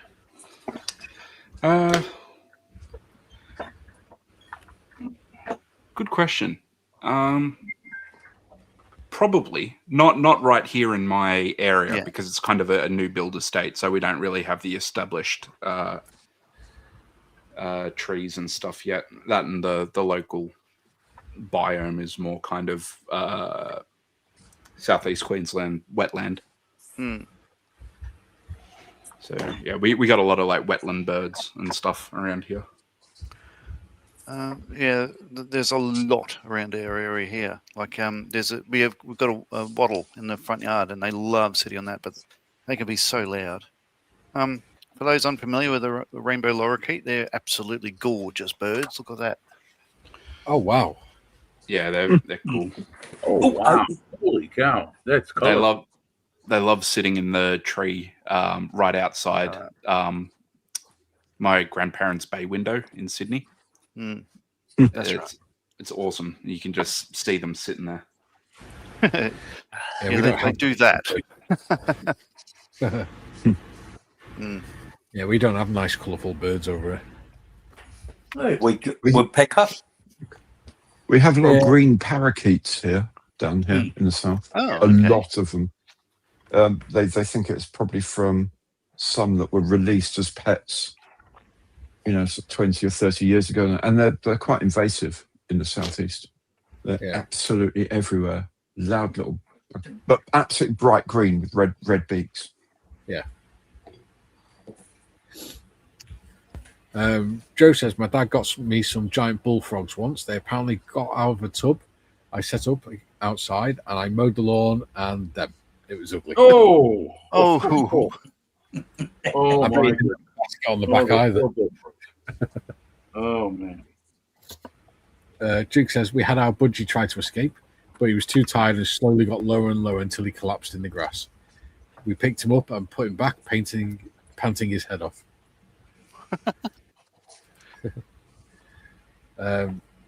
Ian says, this Sunday is Coventry and Warwick Model Show. I'll be displaying there with my club ASVC. If you get the chance, fly over. Yeah. Jig says, beautiful plumage, John. Ha ha ha. Like the Norwegian blue? Lovely plumage. Beautiful plumage. Who's pining for the fjords. To a story behind that whole sketch, John Cleese wrote about it in his book. So anyway, he said that to a man, the whole Python comedy troupe couldn't understand how that sketch became so popular. Because of them, it was kind of it's okay. And they're think about it. People refer to them via that sketch more than I think anything else. Yeah. Guess you're right. Yeah, they wouldn't know what works. Like, certainly, I think the fish slapping dance, they just thought of that just to, spur of the moment. And it's become one of their sort of signature sort of bits. And they just put no thought into it. Yeah, and that's like borderline like Max Sennett 1920s Keystone Cop slapstick stuff. There isn't any script, just them two slapping each other with fish. I don't know if you saw politics adjacent, but it barely skims that when Andy Burnham was getting signed in as an MP, someone's yelled out, "He's not the Messiah," and he's kind of like half looked up and gone like, "I'm a naughty boy." Yeah, which is pretty funny. Somebody else shouted, "Rome is saved" as well, didn't they? Yeah, yeah. You'll have to clue me in on that stuff. That's all local. It's just the references. I mean, no, that's references to British. It sounds more like Empire. No, it's Life of Brian. Life of Brian. Monty Python film. No, I understand that. I'm trying to remember what part of the film. It's been a long time since I've seen it. He's not the Messiah. He's a naughty boy. That's when his mum is at the window berating everyone that's following Brian. Oh, yeah. Okay, yeah. Yeah, and he's like, "Fine, I am the Messiah." And it's like, tell us what to do. And he's like, "Fuck off." How should we fuck off, oh Lord? Now I just go away. Okay. Yeah. It's so good. How about the part where he gets scooped up by aliens in the spacecraft and they drop down in the same spot? Yeah.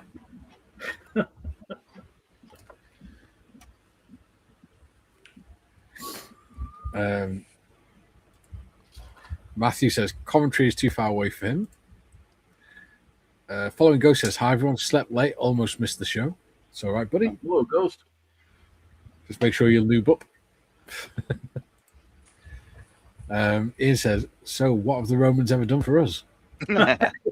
And education, sanitation, heating.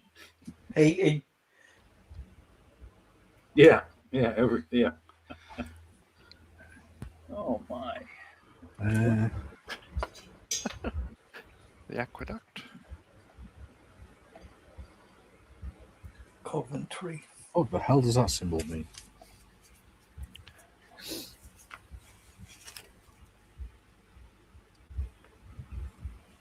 Oh yeah, Coventry. 3 hours and 50 minutes. Now a bit too far that.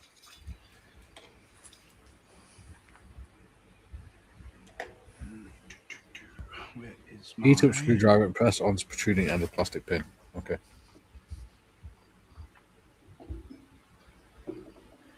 Right. Oh, So you must be able to turn the wheels on this as well. right. Next is Hagen, Hiddenshausen, B95. Kempen, Zeist, D95.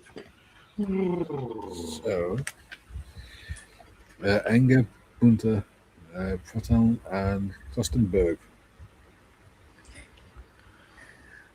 So we've got 1, 2, 3, 4, 5, 6, 8, 10 different schemes we can choose from for this. For what? Oh, the fire truck? Yeah. Oh, I thought it was all red. No, there's different stickers and stuff on it. Ah, Well, okay. Decals.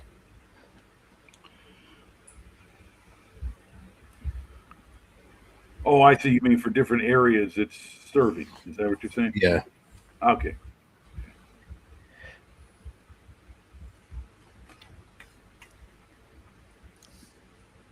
I think.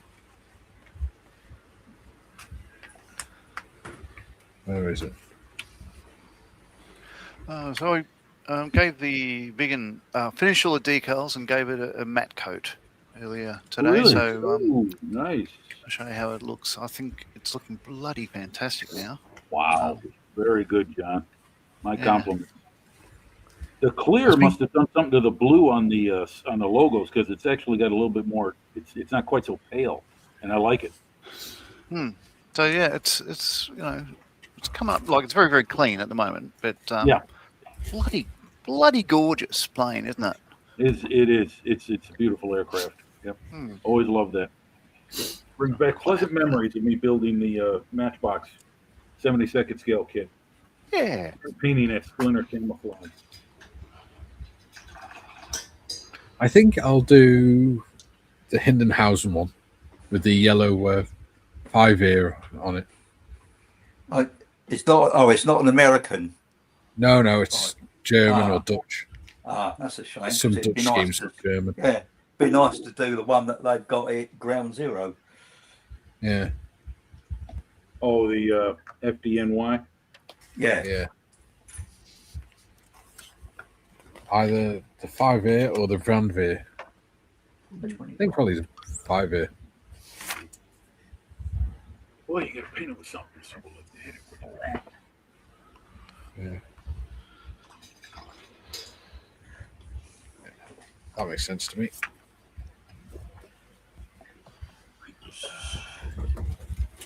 Just because it's got a colour on it other than red.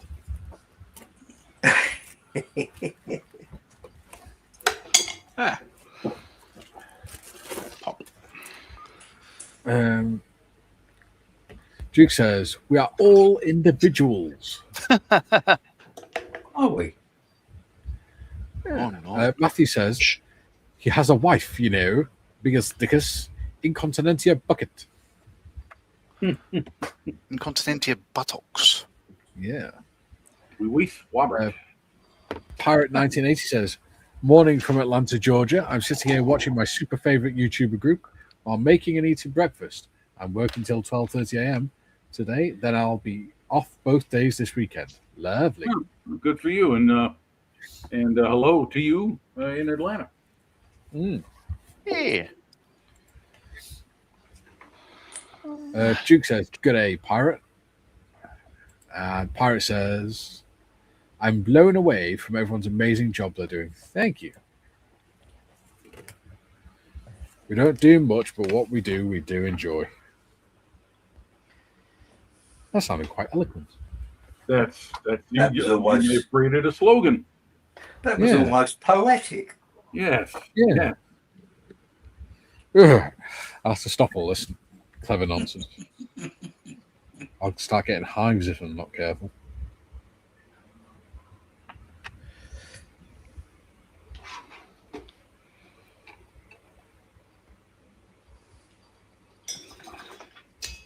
there's my leather brown. Yeah. I think what I will do. So I'm thinking I'm getting that feeling, like you were saying before, Tim, once you've just get into your stride, and then as the stream finishes, you don't want to stop. Yep. Because I'm actually really enjoying this. I don't want to stop building the chassis and stuff.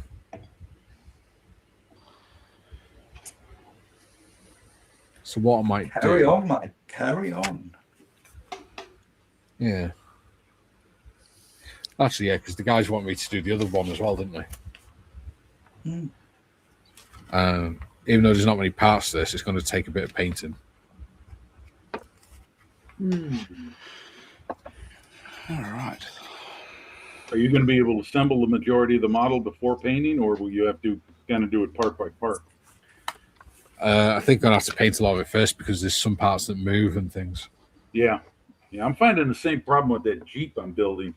I was thinking I could build the whole thing and just paint it olive drab and be done with it, but I think I'm going to have to paint certain parts, then assemble it, then paint the rest. Yeah. What do people reckon? Do people reckon I carry on building as much as I can today? Or do I wait till next Friday to carry on? It's your adventure. Channel, your call, mate. Yeah, whatever's best for you, yeah.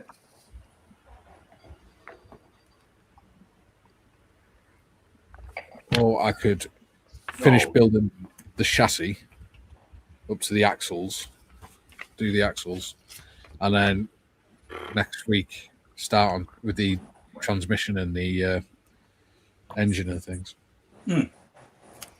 All right. Insane build it. Yeah, at least if you got the chassis done and the chassis with the axles and all that on, you could get that. You could get that sprayed up or something, couldn't you? Yeah, it's a good point.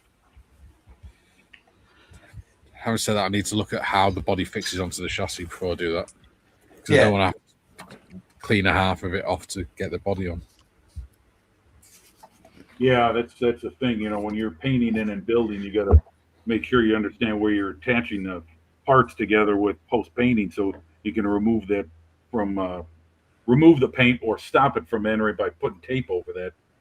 Because that's always a tricky spot for me too. It's like, all right, I got to remember I'm gluing painted parts together, so I got to make sure I understand where I got to remove the paint from. I think I might do the outriggers out as well. I think that'll look cool. Oh god, I'm gonna have to put this on a base if I'm doing that, aren't I? Yeah, that sounds like a good idea. So yeah, I'll carry on building it because I'm gonna have a lot to do. Ian says, "Build it." Yeah. Duke says, "The 1960s movie. Carry on, Mikey." Yeah. Well, I heard the stream was going for 3 hours today. Yeah. Duke says the 60s movie. Oh, Jay says, "No, Julian, you fucking idiot. Mikey is not the password to unlock the PC. Don't panic, Mikey. I heard your voice as I came back to the PC and my idiot brain screwed up." That'd be a little bit stalkerish, wouldn't it? I'm happy to do a little bit extra today if you do want to run it a bit longer. Yeah, we can do. I mean, Kay's out. I've got nothing else to do. So, yeah, whatever. What do people reckon? Run for an extra hour? Go for it. I'm here. I'm here. Yeah. Looks like it's going to be raining in my area soon. I got to check the weather. I was gonna go out on the bicycle today, but it looks like I might be doing that tomorrow. Why not? There we go. Let's earn those likes. Which we have 21. Oh man, I gotta go close the windows on my car. It's gonna be raining very soon. Supposedly. We'll see. So there you go. You got us for another hour. If any of you guys do need to drop out or anything, feel free. You're under no obligation. Oh. But we'd be well pissed off if you do. However, you will never ever get back on this show. Oh, sounds like a win-win. Yeah. All right, well, there's the instrument cluster more or less done. Oh, nice. Les is And loving paint- it. Oh, yeah. Looks good. Give Do they some give you a more. decal sheet for that, Tim? No. Okay. Nah. That's very So- good. Yeah, it'll just drop a bit of bloody gloss varnish into the For the into the glass. dials. Yeah. Mm. Okay. Yeah. That looks great, man.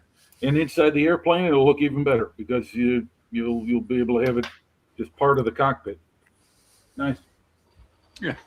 Very, very good, sir. Yeah. Doing an extra hour also gives Tim more time to get his cockpit done. Oh, there you go, cockpit tub. Yeah. I'll say to you, Tim, what I said to Adam yesterday. Stop being such a bloody good modeler. You're making the rest of us look bad. Yeah, Adam, man, that job you did on that armored car, Adam, outstanding. That just He is looks good, great. Have you isn't seen, he? have you seen how the Apache's turning out, Jim? Yes, yes. And I'm not a helicopter fan. I'm just not a helicopter modeler. Oh, sorry. Is that on Discord? Is it? Yeah, he's put Yeah. some on Discord and he's put the pictures on Instagram as well. Oh, well, okay. You can't So use that. yeah. Yeah, they're No, on no, Discord. I made a new account on Instagram. I'm on it, but I just haven't used it. You know. Ah, So yeah, we'll see. Yeah, I didn't realise Adam already had an Apache. I'd have sent him something else. yeah, Mind you, he said he wanted another one, didn't he? yeah. He's a good modeler, is our Adam. Indeed. Bastard. Bastard, yeah. Little shit, ain't going to send him nothing else. Not if he's going to make me look bad. No, D92. Ian's laughing at Julian. Adam says, I'm still vibing. Nice. Hopefully not vibrating, otherwise you're probably having a heat stroke. Oh, jeez. Ay, ay, ay, ay, ay. Joe says, don't tempt me, Mikey.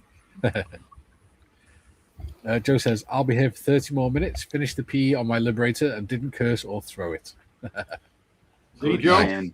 improvement is possible. Yeah. You are growing as a person. Got to keep at it. Absolutely.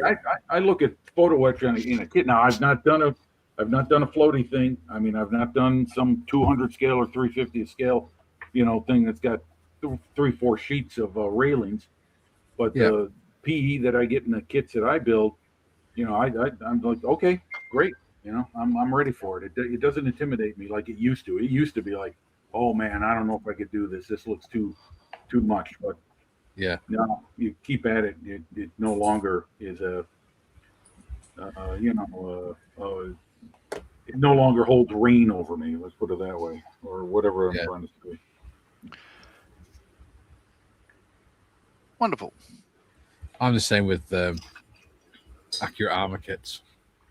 Yeah, well, that's a frontier I'm probably never going to enter into is a full resin kit. I know Yeah. there's some really nice ones out there, and the technology and quality of the resin is getting better all the time, which I think is key because a lot of the older stuff, not so much the big parts, but the smaller parts are so brittle. Yeah. The bigger parts, yeah. I mean, I've got plenty of old Verlinden stuff I bought years ago, 50% off sale, and the old cast resin. You know what? Outside of the small parts, the main components of figures and boxes and extra equipment, and everything. Once they're set in place, they're solid as a rock. They're not going to go anywhere. Yeah. Yeah, a lot of them use what they call ABS type resin now, which is a bit more flexible. Yes, and I'm grateful for that because I'm pretty heavy-handed and ham-fisted when it comes to smaller parts, especially for armor kits, like light guards on a Sherman or something like that. Yeah, that stuff is, I got to handle that with kid gloves. Yeah, because I actually do 3D printing, resin printing on that. Yes, Yeah. you do. That's right, Trevor. That is correct. You do. Adam says, now we've cooled down a bit. We just had the thunderstorm the last few hours. You lucky. Oh, that's good. Joe says, I didn't say it looked good, but it's done. So I'll move It'll on. look better. Joe, have you painted it yet? Because once you paint it, it'll look even better. Adam says, and here's me with a full white metal Formula One car to build. Oh, dear. Oh, wow. White metal. Wow. Matthew says, tidying my bench, paintbrush holder fell apart. Super glue is like molten lava, but repaired it, so now doing my tool tray. Nice. Okay. All right. And Adam says, and thank you again, Trevor. I was about a day away from buying the Meng Apache. Oh, you're welcome, mate. Jim says, FYI, I posted a pic on Discord channel fan art of the fat SR-71 possible egg plane. I think There it is was. a point of that already. Oh, it was Mr. Waitrose, Gary, went to a show earlier on in the year. Was it in Germany or something? Oh, he's not Gary there. has gone, if I look Oh, at it. Gary's gone, is it? He went to a show. I can't remember where it was. It might have been in Germany or somewhere Yeah, it was like that. the toy fair. Nuremberg. Nuremberg, Nuremberg. that's it, yeah. And he because he done a walk round video and all that, and he went to a stall where they've done these models out of metal, and they were absolutely like model ships and stuff like this. They were absolutely amazing. Did anyone else notice Gary dropping out? No, I didn't. I just No. noticed that the I screen didn't think, went to five. I just looked and I thought, oh, he's not there anymore. Oh, you got the cockpit done already, Jim? Sorry? You got the cockpit done already? Yeah, just about. Oh, nice. G. Bloody swap. Oh, God, blimey. What's down here? And the pilot is gonna be blue pants and that sort of black leather jacket kind of thing. Perfect. But I won't do black. It'll just be like a very, very dark brown. Yeah, you could go the field blue if you got XF50. I think that's the color. To me, it's field blue. That's pretty close to Luftwaffe blue. And yeah, like you said, the jacket is black leather. The helmet, you could do brown leather, and the boots, brown or black leather or whatever. Yep. Yeah. So,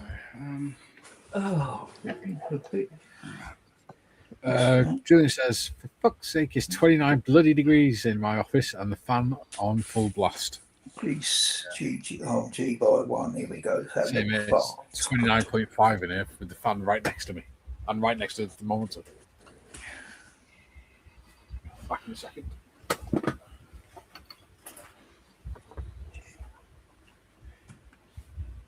G7. Got a bloody G7. all right.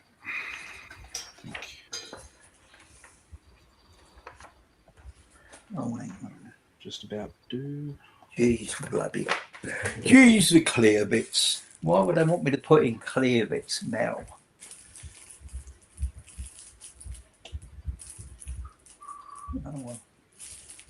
Oh well. With a masking fluid.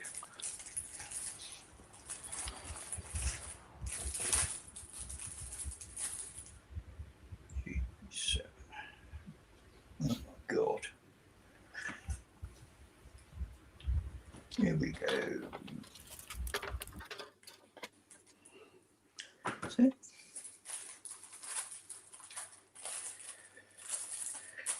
Now,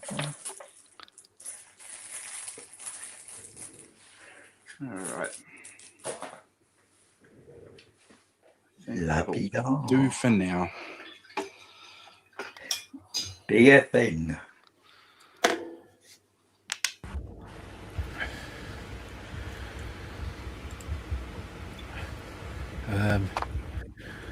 Adam says, I may build some modern armor this weekend. Got the Air's Nasty in the stash hill. Nice. They make a hell of a bang.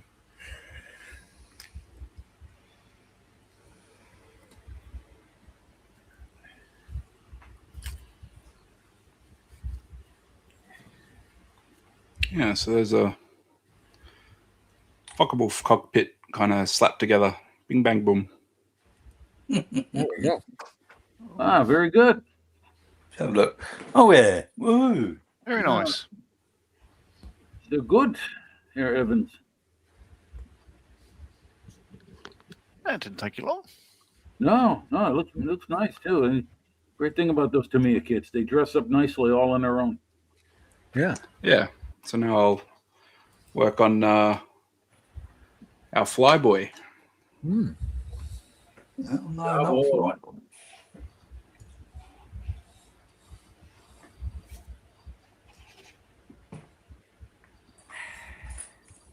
Okie dokie. D. No, not bloody B. I want G now. I will go about this by doing the seat belts first. Pumps again, ain't it? Are there decals, seat belts? Oh no, because you're doing a pilot figure. Yeah. I haven't done that kit. I don't know. Yeah, no. So, let's see. So, seatbelt wise, I do have some 148 seatbelt decals from the Swordfish, but I don't need to worry about that. Where did I put it? All right. Let's see. Cover our naughty symbols. Yeah, so we got that one and that one with the kit. So Oh yeah. yeah, it's sorry. Yeah, it's very bare bones. No dials or anything. Just no step lines. And then a couple of caps and handles and. Well, if you're gonna put the pilot in there, then you don't need to worry about the harnesses and those. To me, I don't know what it is. To me, it's time you guys stop you putting decals in there for seatbelts. That's kind of 1970s. Yeah. Yeah. Works. I should build more Tamiya kits. I mean, They're good base models, John, to start with. You can either go super detail or build them as is. I mean, I'm talking about newer generation Tamiya. I mean, the stuff from, say, like 1995 to today. Because a lot of you look in the data on that airplane, Tim, I think that's from the mid-90s. Yes. Yeah, so, the two Tamiya aircraft I have here are the F-35, which is brand new, the AE, one I used to work on, and the P-38J Lightning, the twin boom. Right. Both of those are masterpieces in kit engineering. That's the best. I've heard good things, and they look amazing. I'm sure I'm going to enjoy them, but I'll do this one first. Regarding the P-38, Andy of Andy's Hobby Headquarters, he's got his own YouTube channel and he assembles models on there. That's how he got started, as a matter of fact. But anyway, he years ago when that P-38 first came out, he put the basic airframe together without one bit of glue, and it just fit together. That's how good the tolerances were on that model. And it's meant for the average model builder to have a great experience. And you know what? I liked it so much, I'll buy another kit from Tamiya. Yep. People can call them shake and bake. Go right ahead, man. But I tell you what, for a guy like me who doesn't really relish building aircraft models, because it's very tough for me to make things all plumb and square and proper and solid, those things are they're a great enabler for me and a great confidence builder. So this kit is as old as I am. So it is also from God's favorite year, 1994. Yeah, there you go. Yeah, in the 90s, Tamiya was bouncing those out left and right. If you can find the Sky Raider, that's a great kit. The MiG-15, another great kit. They did a whole line of Spitfires. They got the Mark I. Of course, they got the newer version of that now, which was released about 10 years ago. They had Mark V. I think they did a Mark IX. I'm not sure. But they all build up the same way as that FW you got right there. You're going to have that together and by the end of the weekend if you want to. I'm a bit upset, a bit angry with Edward. They keep on releasing stuff that makes me want to build it straight away. So they've just released I've built a couple already, but it's another Spitfire Mark 1, but it comes with a 200-page book. Yeah. Oh yeah, yeah. With photos of the actual sort of uniform, the flying suit, all that sort of stuff. Neat. It's You know. nice stuff. Yeah. Oh, it's really good. But bastards.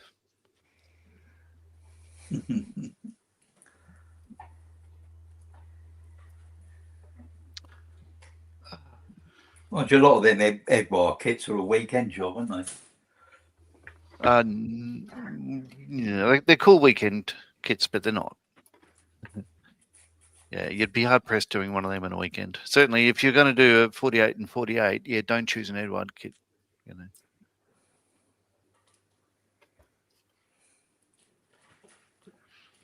It just basically weekender just means it doesn't have the photo etch or resin. Mm. I think that's why I like Tamiya so much. It's because like you know what you're going to get. Like even the old molds and stuff, like they've cleaned them up, so they're still up to like modern standard. And like I don't know a whole lot about modeling, but I know what good molds look like. I know what I likes, and I likes what I know. Yeah. Yeah, well, like I'm sort of spoiled because I'm coming from like a Games Workshop background where like quality control just isn't an issue. Like everything is Ricky Tick. D33. Yeah, and I've like never had an issue with Tamiya stuff. And it's nice to sometimes just not have to worry about a ridiculous part count. Like if you can mold the detail just fine, cool. Like I'm happy to just go with that. I'm happy to get into painting and doing the stuff that makes me happy. Yeah. Don't do Trumpeter Tactical Fire Truck then, because that's 770 pieces. Yeah, Wow. noted. Matthew says 32 degrees here at the moment, but at 4 o'clock the sun is directly in front of the balcony, so it'll be too hot in here. Yeah.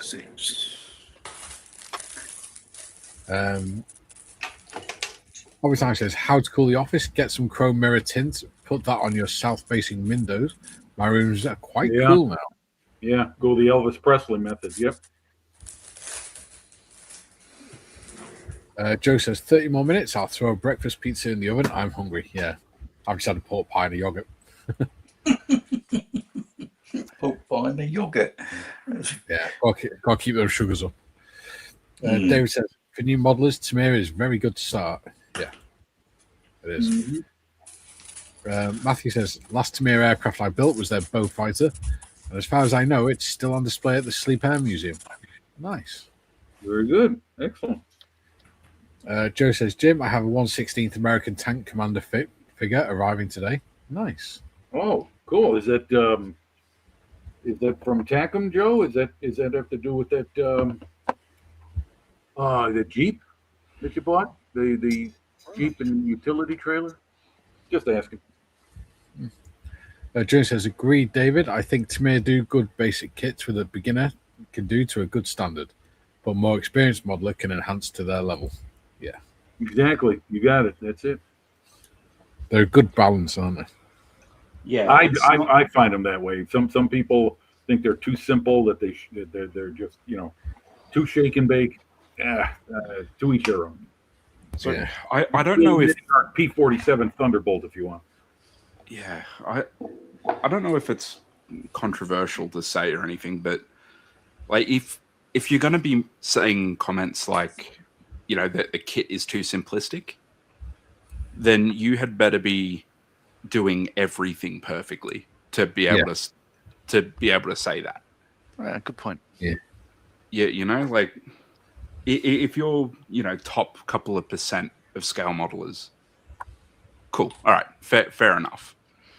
But if you're kind of just middling or my level or whatever, and you're like, it's too simple, you really want to make sure you've got every single one of the fundamentals down, and your painting is top notch and stuff like that, because I also think you'll just never be happy with anything that's in front of you. Yeah. Look, you look for the worst in everything. Life's too short for that. Yeah, Tim. No, He no, looks for the worst. Again, that's a reason I really like Tamir and stuff is because they are beginner friendly. Like they're great. You don't have to worry about, say some of the older school, like hobbying abilities. Like needing to fill in for the short gaps in kits, like filling in lines and getting rid of a ridiculous amount of flash and heating stuff up and bending it. That's that sort of jazz. Exactly you feel like I've done one older kit and it was like a real challenge, like just getting it built nicely. Yep. I've got zero issue with shake and bake. Like I love it. No. It provides you a great canvas. It's pretty accurate. No. If you want more detail, like many are there's plenty of kits that do that. Yeah. Yeah. But I think considering this kit is as old as I am, it's looking better than I do. Well, I personally build airplanes to paint them and mark them colorfully and try and find unique paint schemes and markings for them. I don't really build them like I build armor models. Armor models is where I go to town. I think that's why at heart I'm an AFV modeler. But I struggle with my, kind of like Bruce Wayne and Batman, I struggle with my identity. Who am I? And I grew up building model airplanes, for a good number of years. And then I don't know what happened or when it occurred, but all of a sudden armor appealed to me. And now look what you can do with even just the kit in the box. You don't even have to go to town on aftermarket parts. A lot of companies are giving you the stuff right there in the box. And you can, I take pleasure in building them. Airplanes, I want to get through the build process as quickly as possible and get to the painting, which is what I love. Yeah.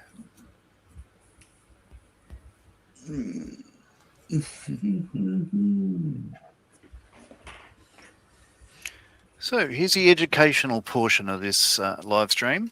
The Bentley blower I'm working on. So it's standard. It's a standard 4.5 liter Bentley. And there's a couple of photos of various ones there, right? Mm-hmm. Yeah. The supercharger for this is out the front, showing there, like in front of the radiator, right? Looks just like a back to front gearbox. But that's how it works. So it's There you just simply the carburetors are on the right hand side. Well, the left hand side from the driver's position. Air is drawn in there. It's called a Roots type supercharger. Just one driven. It's driven off the engine, but one of them rotates and the other one is driven by it, just for the secondary gear. And that's it. All it does is pressurize the air. It's low. It's the engine was, there we go. The Roots type supercharger was designed by Amherst Villiers. Was driven off the crankshaft with one lobe driving another. Air was fed through the twin SU carburetors, pressurized and fed through a long inlet tract up into the engine compartment to the 4-cylinder engine. The engine was strengthened to cope with the boost, and the compression ratio was reduced to 5:1. In racing trim, the blower helped the 4.5 liter produce as much as 240 brake horsepower. There you go. Wow. Education over. Yeah, that's great. And, I like when model companies provide information and history of the model. Oh no! This is a separate book I've got. Oh, okay. Well, forget what I just said. Yeah. Forgotten. I'll tell you what, it's a quintessential British-looking thing, isn't it? I mean, well, just all you got to do is say Bentley, and I know exactly. That bring that's British all the way. Yeah. For an American like myself, that's what I'm saying. I mean, there are certain names like Aston Martin, Rolls-Royce, Bentley. Those names. They conjure up images. Yeah, exactly. Specific vehicles.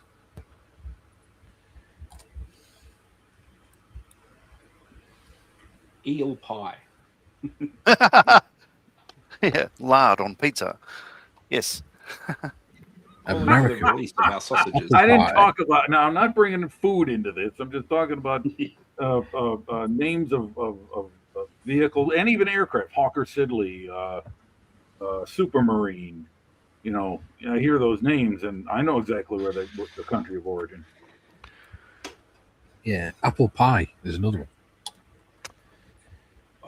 Apple pie is so good. Apple pie. Mm. A wonderful British creation.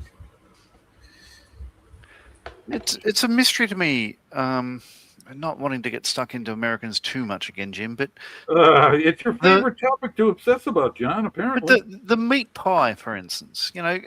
What's a meat pie? Well, okay, so pies for you guys seem to be sweet, as in apple pie, pumpkin pie, that sort of stuff. Whereas think of the same assembly, pastry at the bottom, pastry at the top, but fill it with sort of meat with like a sauce. We've got you can buy shepherd's pie. Right. My best mate's mother used to make it authentic shepherd's pie, and I like shepherd's pie. And then there's chicken pot pies and things like that. So yeah. Okay, so you do them. Yeah. Yeah. Oh, that's okay. You've risen slightly in my esteem then. So right. No, don't worry about it. No, I'm saying that there's two methods. Do you want to buy it ready made and bake and just heat it, or do you want to make it authentic from the original ingredients? And like I said, my best mate's mom, she would cook it as she grew up learning how to cook it from her mother, which was the old European school method of doing it. Yeah, meat pies are great. Like steak and kidney is awesome. Oh yeah. Well, they do it like there's a place, Beechworth Bakery is down in Victoria. There's about maybe 5 or 7 branches.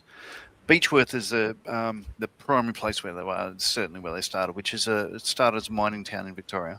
Well, and they do a Ned Kelly pie, and it's one of the best pies I've ever tasted. It's like chunks of meat, but it's bacon and egg on top of that, and then pastry put on top. So it's just absolutely delicious. Nothing wrong with bacon and egg. I vote. Bacon makes everything better. I vote we make Jim ambassador for the US to the BBC. For the BBC? No, you'll run me out of town, man. No one likes the BBC in the UK. No, BVC. Oh, BBC. Pardon me. I was going to say, all right. No, he knew what you said. Yeah. And if bacon makes everything better, I guess there's no real surprise why they're so cranky over in Iran. Well, if they had air conditioning, they might be happier. It might be. Joe says it's his brand. He has stuff coming out, and yes, I will place next 2 Jeeps and a tank I have in 116. Nice. Okay, it's Andy's stuff. Okay, yeah. He's got a deal with Tackham that they turn out models and they put the Andy's HHQ on there. That guy's turned into an empire. I didn't get to the hobby shop in Phoenix when I was out there. It's actually Glendale, which is a near suburb of Phoenix, but it's a very modest place. You would, if you didn't know where it was, you'd drive right past it. He started with doing short videos that he made for his friends because these people will come into his hobby shop and say, "Hey, I bought this model. I don't know how to do this. Can you show me?" And he would make these instructional videos, and look what he is now. I mean, he's got his own Andy Hobby headquarters Europe modeling branch. Does he? Good on him. Yes, he does. Yeah, so Europeans don't have to deal with the customs and the VAT and all that other stuff. They can order. It's like a distributor of his stuff in Europe. Phil Flory's doing the same thing for some of his stuff. Oh, good on him. And he has one of the biggest Facebook groups for scale modeling as well. 25,000 members. Mikey, is that Andy you're talking about or Flory? Andy. Oh, yeah. Yeah, that's right. Phil Flory isn't really into the social media aspect of it. He's got his own channel and he's got his members, and that's pretty much it. Yeah. Ian says, I really enjoy building vac form kits, not hope of shake and bake with those kits. No. Oh, vac forms. Yeah. Well, that Gary was talking about that model that he had, that XF91. Back then in our day when we were younger, that was the only way you could find airplanes like that to build through vacuum form. Joe says, I'm on mute. Has John finished the education portion of the stream? And he says, shepherd's pie. Oh, you mean empanadas? Empanadas? Yeah, no, you talk Yeah. about food of the Or Mexico. Yeah, of Mexico. Joe probably knows a shitload of, that's when I worked at a metal fabricator, a lot of Hispanic people, they grew up in the countries, came to America, got their citizenship, and were working and living in Chicago, and they would cook some of their home meals and bring them in, and it's delicious. Some of them. Oh yeah. And they would, it would take them a day to make this stuff because just the number of ingredients and the cooking method and everything. But it was all done traditional. Yeah. Yeah. See, I'm not sure you know what empanadas are. I'm not sure either. So Joe, can you help us out? It's a new sort of car that's coming out of I think who makes them? BYD from China. BYD empanada. No, they're sort of like the meat pie, right? Like, and then there's sweet pies and stuff. Picture like an apple turnover, like an apple and cream turnover, but with like savory filling. So it's like pretty much like a meat pie turnover. So shepherd's pie is nothing like empanadas, then, is what you're saying. Well, different ingredients. The only difference is it's like it's lamb and stuff, and you make it in a dish with like barbecue on top. Bloody potato. Just potato, mashed potato on top, and then in the oven. Yeah, shepherd's pie, I would argue, is not a pie. No, it's not. Cottage pie is similar, but it's just with beef. Yeah, it's the same thing, but like it's not a pie. Like a key lime pie or a pecan pie and an apple pie and a like a family meat pie. Pies, like they're pies. Yeah, they're the same thing. Yeah. Empanadas are just basically like meat, like savory filled turnovers. Yeah. They're real nice though. Yeah, Mexican pastries are delicious. I mean, because they don't use so much milk and eggs and sugar, and when the sugar is added, it's cane sugar. They're very light and very, very delicious. It's almost like Eastern European pastries. Yeah. So my wife's Spanish, so I have a lot of. Oh, there you go, Tim. Yeah. You got you got that influence in the cooking. Yeah. Now we have paella and all that stuff quite a bit. Mm. But yeah, her mum's the big cook. She's been cooking Spanish food for years.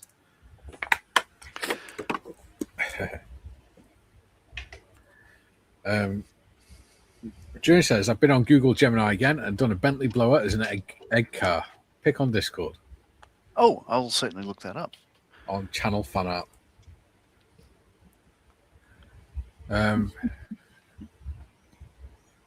He also says, Joe, that was only episode 2. It's a 956 part series.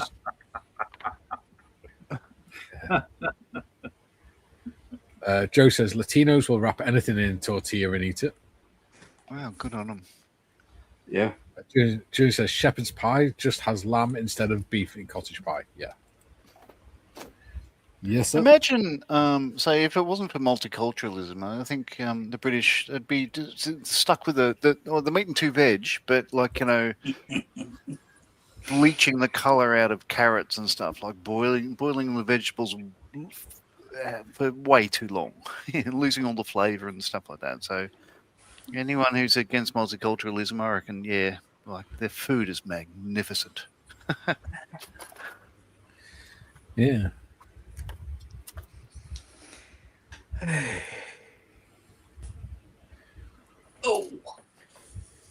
There's the host of World War II TV, Paul Woodage, who Matthew knows, apparently. Where Paul was born and raised in Essex. he lives in France now, and then on occasion he goes back over to the UK, and he said, and I had traditional British breakfast, and he showed his photograph of this plate of just all these goodies on there, and he says, you just don't find this stuff in France. Yeah. No, you don't know. Full English breakfast. Yeah, exactly. Yep. Gutbuster. Yeah. On Christmas morning, because it used to be that on Christmas morning when the kids were little, we'd open our presents at home, and then Kay would go up and spend the day with the kids. So what we used to do is she'd cook like a massive full English breakfast for us. Then we'd open the presents. She'd go up to her mum's, then I'd cook Christmas dinner. But by the time it came to Christmas dinner, because she'd done that much on the full English, we struggled to eat the Christmas dinner. Oh, dear. Yeah. A lot of carbs. Yeah. But Like massive protein. Oh, man. Oh, so good. Ooh, boy. I would love to try one of those.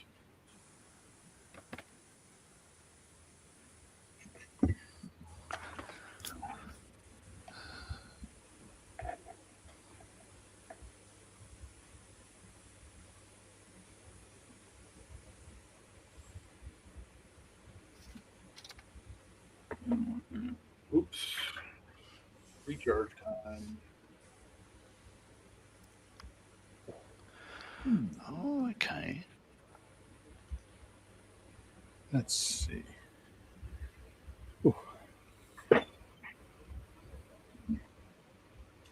Alright.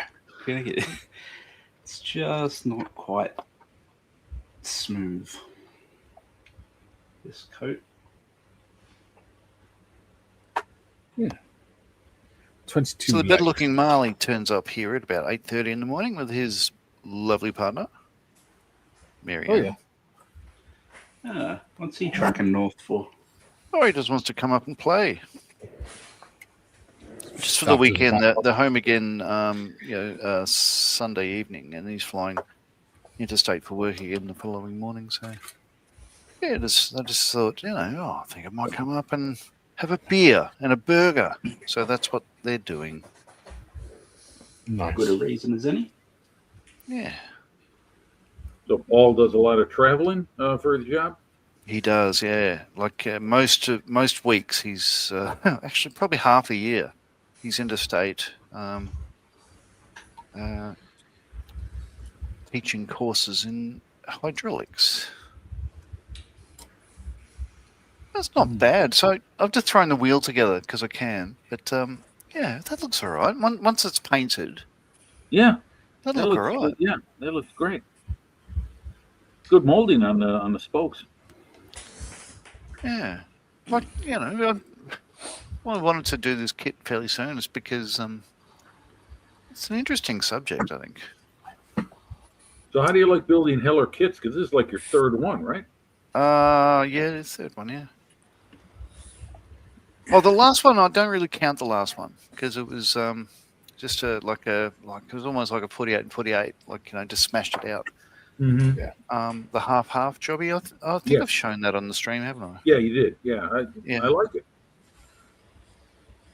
But, yeah, so far so good.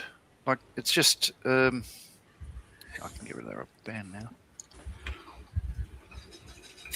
We've got a nice cool breeze coming through now. Yay! Lovely. Still 29.4 degrees, like. At least under 30. Yeah. Joe says, my wife screams at me when I break out the tortilla eating gumbo. See you all later. Gumbo. See ya. Yeah, it's funny. Used to be an ad on TV for the cutlery or whatever, the culinary sort of stuff, like pots and pans. But it was an Australian ad, and it said, it was just basically revoiced from American. So it's just like, and everyone's favorite dish, gumbo. And it's the first time I've ever heard of gumbo. I just thought, what the hell? That's not our favorite dish. But no, it does look good. Joe says, best Mexican restaurants are hole-in-the-wall places. Yeah, he's right. I see those in Chicago too. Yeah. Matthew, are we going to have a model making twin stream with 2 clones? Don't believe so. Marianne doesn't want to. She didn't want to come up here if Paul was just going to be at the bench with me for hours. And the fact is, I spend so much time at the bench that it's not fun. We'd rather have a sneaky beer and just talk shit. Oh yeah, you mean while Paul's there visiting? Oh yeah. Yeah. So we're going to do the tourist thing. Head out down the beach, that sort of stuff. Because you can. You guys can hook up via what we're doing now. Somehow, some way, where you could exactly sit at the bench to build. It's what a lot of people don't realize. Doing live streams it's quite tiring anyway. Especially well, you're on overtime, Mikey. You've been let's see, you had Wednesday and then yesterday Monday. 2, right? You had the morning one, or not morning, afternoon, and then the evening. Yeah, and there's Gary's, so 5, 6, 7, so 15 hours I'll have done by the end of today. Yeah. Get some time up. Recover over the weekend. Get some salt on your shoulders, son. Son, says the young pup. Senior service, mate. Show some respect. That's Government, they're going to rob. Government, they're going to rob you again. Oh, I don't know. Yeah. Going to take 22% interest out of your stocks and shares, ISAs. Luckily, I don't have one. YouTube don't pay me enough. Yeah. Matthew Dorkosaurus says, hello, people. Hello, Dorkosaurus. How are you doing, buddy? Oh, wow. Jesus, wept. What happened there? I'll tell you. Apart from Jesus weeping.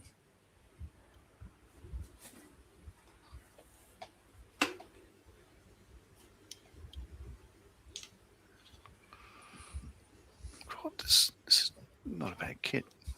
I need to paint stuff. I'm at the point where if I don't paint stuff, I'm Yeah. getting like that. Yeah, I'm getting to that. I just went quick and dirty with this one.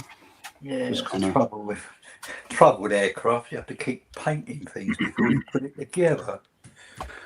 I should take photos actually because there's got to be a blog. You know when you sat there and you see something moving out of the corner of your eye? Yes. The wind picked up all of a sudden, and I've got a plank of wood, like a 6-foot plank of wood, laying against the wall. Talk yourself And up.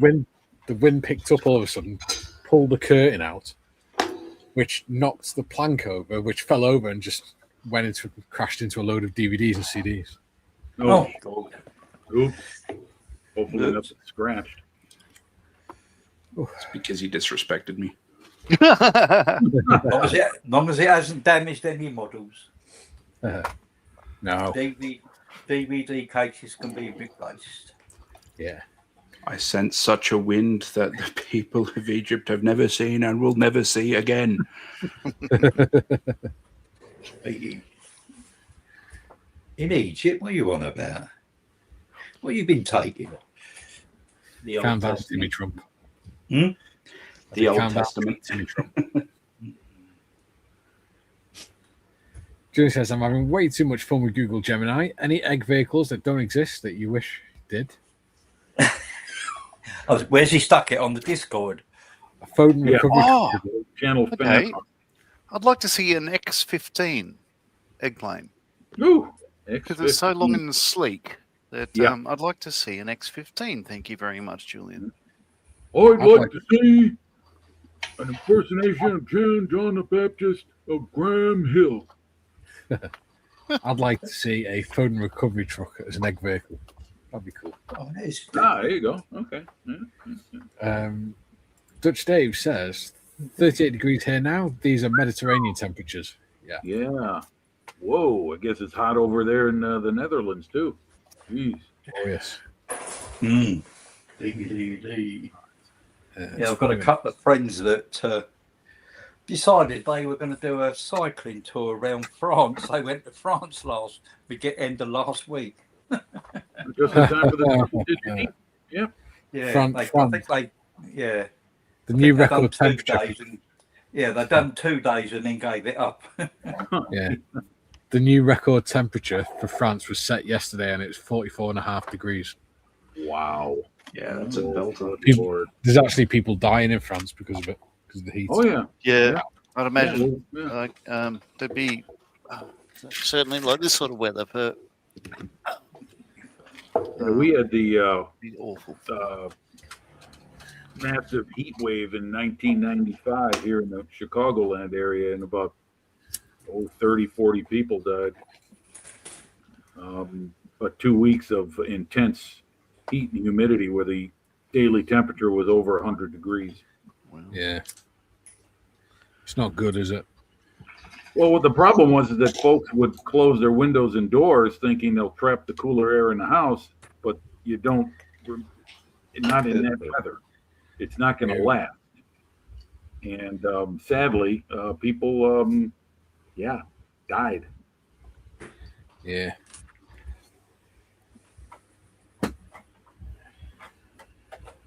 Yeah, I've been to Death Valley, Jim. That was a bit warm.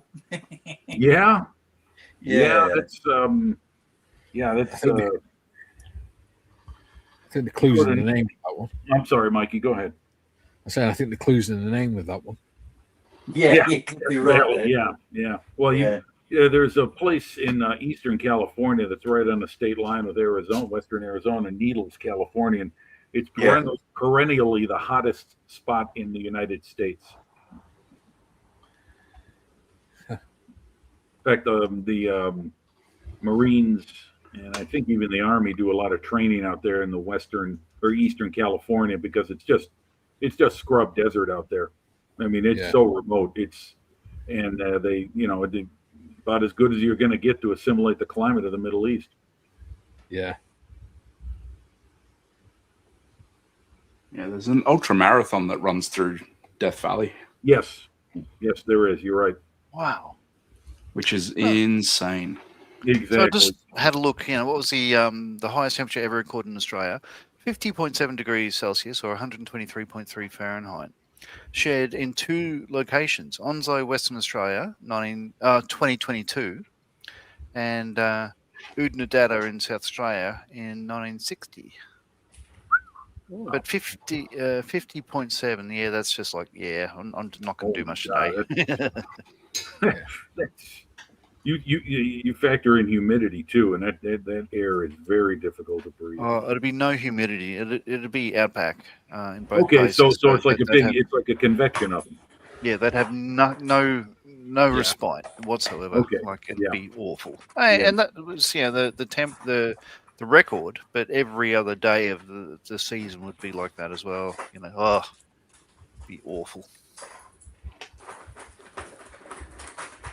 I would imagine. Well, I'm assuming then that it probably gets very cold at night out there too. I mean, that's what the North African desert was a challenge for those Europeans, the Germans and the British and all those others that get used to the 120 degree Fahrenheit days with 60 degree nights and wind. I reckon you'd be right. It'd be like like the moon in a way, like just Well, extreme temperatures.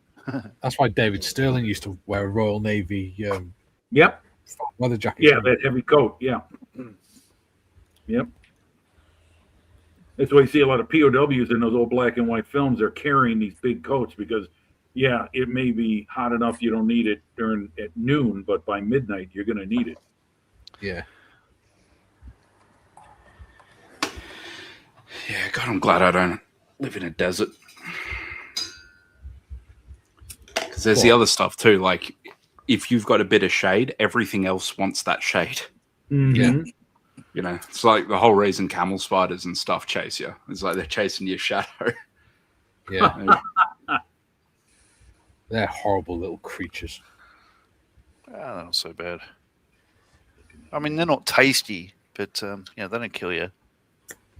No, they just leave you with holes. I heard. Yeah. we used to have to kill them. If we saw them, we were just told to kill them. Stab them with your bayonet or something. Which is really interesting exercise because they jump pretty quickly. So you got to be pretty fast. It'd be different for us, like stabbing with your Lockwire pliers. Yeah.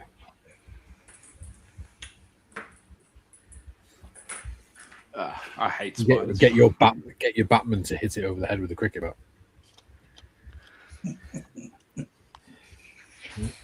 Yeah, my mother-in-law is one of those, all creatures have a soul types. Yeah. As if I see a spider, it is dying. Yeah. Yeah. I normally say something along the lines of one of us was made in God's image, and you're about to find out which one. That's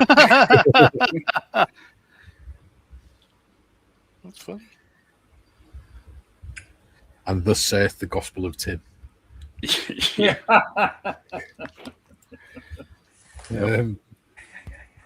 Matthew says fart win Timmy.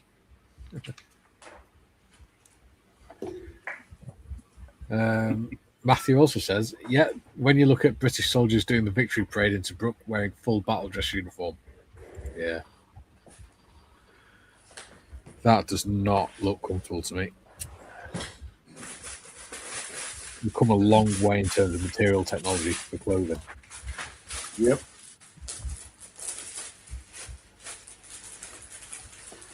Yeah, it's true. I mean, even the stuff you can buy off the rack at any department store or clothing store has got that dual dry material in it now. Where when we were kids, polyester was like the last thing you wanted on your skin because it didn't breathe. It's plastic. Yeah. So what am I looking for? A6M20. How's that zero looking, Trevor?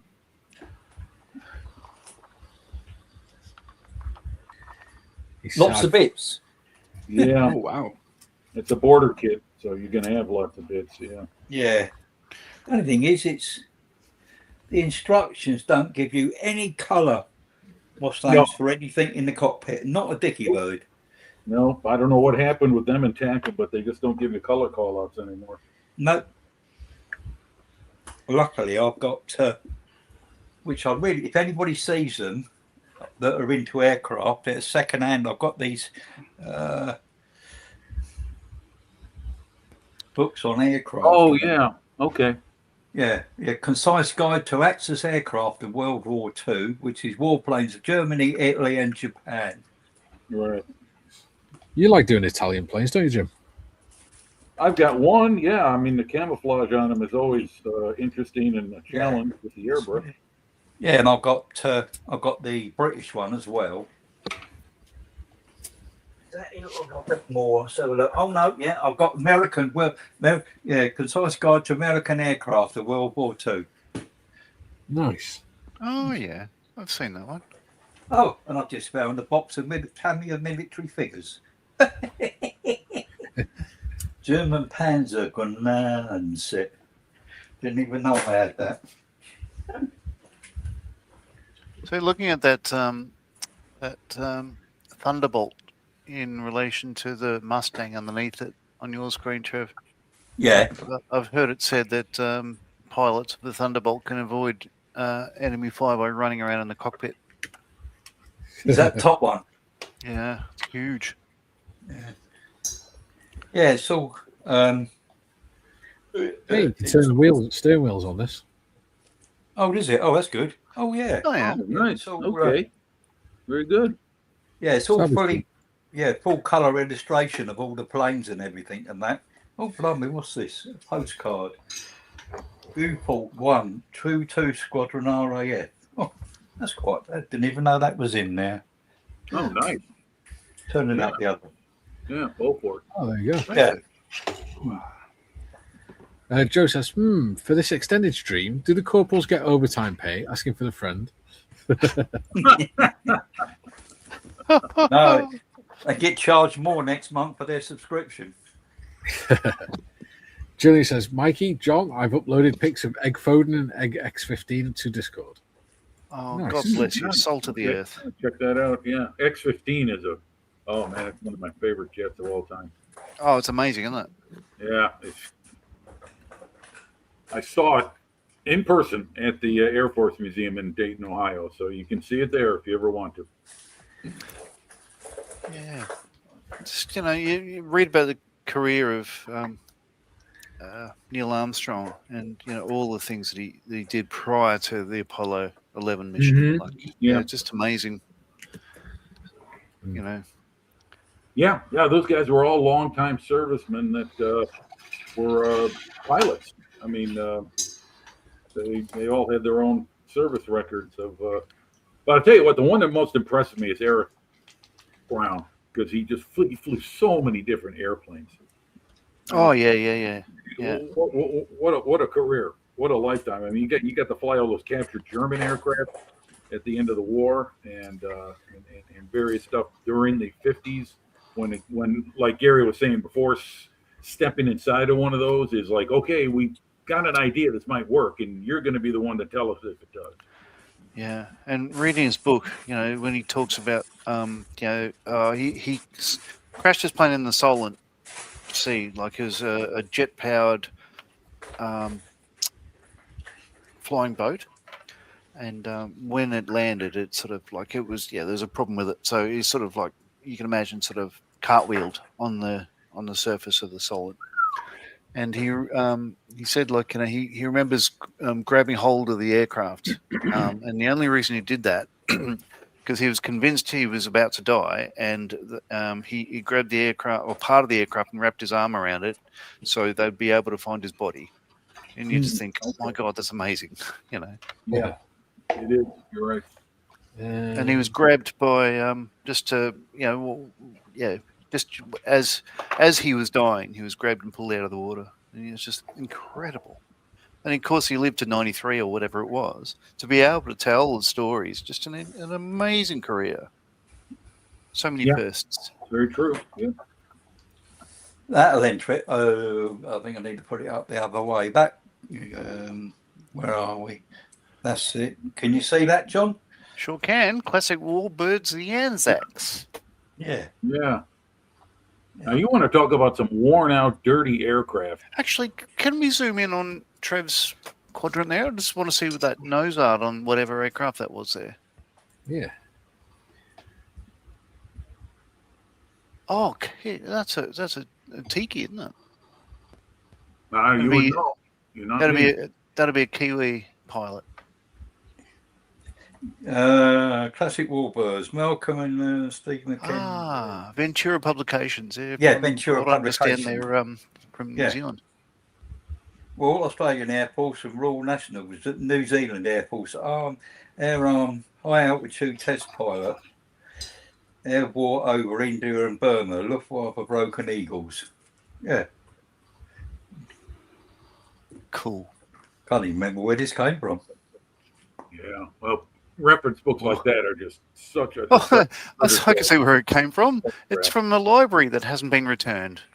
yeah. I just noticed that. Yeah, Staffordshire Library. Yeah, you're overdue. Are.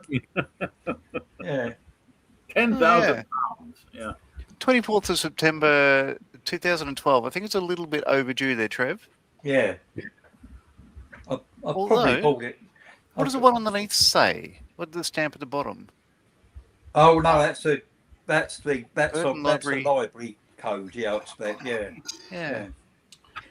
Number 81 Squadron Flying Officer Larry Cronin, Cronin. With ground crew members in front of the Spitfire FV356. Spitfire 8 in India. Right. Well, there we go. Sweet. Very nice. Yeah. Matthew says B-17 pilots with their ashtrays for their cigars and bottle opener for this cola. Yeah. I also just found a. Oh, hang on. Let's move that out of the way. I just found an R2D2. Oh, Oh, that's a lovely Nice. sort of paintbrush holder, isn't it? Yeah, that's what it's meant to be. Yeah. Oh, okay. Is it? That looks like an R4. Or R. Oh no, sorry, yeah, R4. I like trains. I like trains.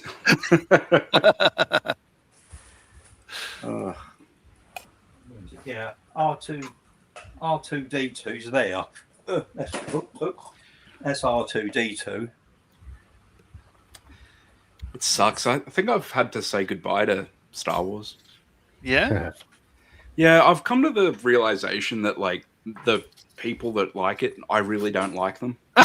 Well, yeah, I mean, I've heard a quote that no one hates Star Wars more than a Star Wars fan.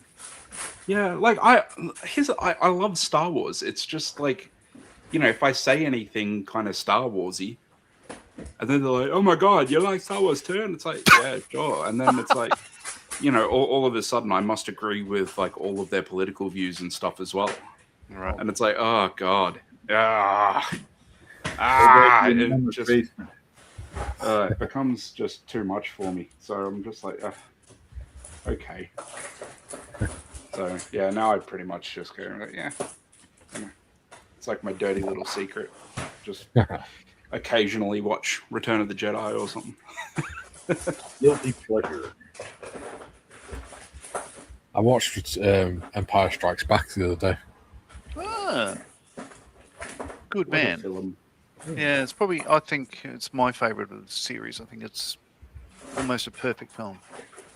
Yeah. Mind you, like I'm going to go against the grain and say I love Phantom Menace and all that sort of stuff as well. So there's Well, that. yeah, I quite like the prequels as well. To be fair, they're all right. That's probably because I'm not a Star Wars purist sort of thing. Wow, I just enjoy Life's too films for short. what they are. Yeah, Yeah, exactly. I love the prequels. It was just the new ones that, like, ugh. Oh, cool. Yeah. So once Disney bought them, you knew they were never going to die. Oh, I yeah. mean, the franchise, the idea of it is just going to keep pumping stuff out in almost an assembly line process. So my view on that one is like if everyone that says, "Oh, Star Wars," since Disney bought them, it sucks. It's all just sold out and blah blah blah. Like if you didn't enjoy The Mandalorian, you're dead on the inside. It's just it's some of the best television ever made. I think. I haven't Matthew- seen anything outside of the first three. That's it. Matthew says when the Russians copied the B-29, they did it so accurately that the rudder pedals still had been Boeing embossed on them. That's right, because some of them landed in Vladivostok during the war, and they were returned. Yeah, you're right. Matthew says Timmy is a geek. I was also I have a book on the development of the Concordski, which of course I think everyone knows what that is. Right. And I thought they just copied the Concorde. No, so this book has for many years like similar problems have similar solutions, but all the different design iterations they had, it's all documented in this book, and it's actually like they were as well not as good as the French and British in aircraft development, but he had some extraordinary minds there. Stalin directed all for them. Right, Oh, we are not at the Stalin. 3-hour mark. Oh. Well, let's go for another hour. Oh, I You are a don't night think owl, aren't you, Mr. Marley? No, you fell for it for the first time. I thought it was funny. Oh, Tim's All right. done his pilot. Looks like he's asleep. Well, he's like half done. Yeah. Yeah. Looks like he's fallen asleep in a sun lounger or something. Oh, I know, right? Yeah. Posture's not doing him any good, is it? Yeah, just saying. Hope they got good chiropractors in the Luftwaffe. Yeah. Julie says, if I recall correctly, the contract when Disney bought Star Wars was that theirs had to be 40% different from the original franchise. Oh, I don't know. There you go. Don't know. But I think what Filoni, I reckon, yeah, he's certainly, yeah, he knows the law inside out, and I think anything he does is good on him. Like it's just great fiction. Nice work. Oh, he Tim. fits. Lovely. Ugh. For 3 hours work, that's a lot of progress there. Yeah, because I've glued some bits well together. done. It's all just white. Great. Yeah. Yeah, he's not sitting just right, but that's all right. We'll have a fun angle with him. Yeah. If he doesn't get down in that seat properly, then I don't know. Chop his arse off. Yeah, we'll do something, but it's all right. Like I didn't skimp out on doing the seat cushion and stuff anyway. So like worst comes to worst, I just won't put the old boy in. But There you go. That's a great bit of RLM 66 right there, isn't it, Jim? I believe so. Yeah, from what I can tell. Yeah. can't go wrong with it. Right, it's now just gone past 3 o'clock in the UK, and it's just hit 30 degrees in here. So we are going to go off, and we'll see you back on Monday for the Monday panel, 12 till 2. Yeah, have a good weekend, everybody. Yeah. And don't forget to lube and subscribe. Namaste. Yeah. All right. See you all next week, Yeah. guys. Yeah. Have a nice weekend, everyone.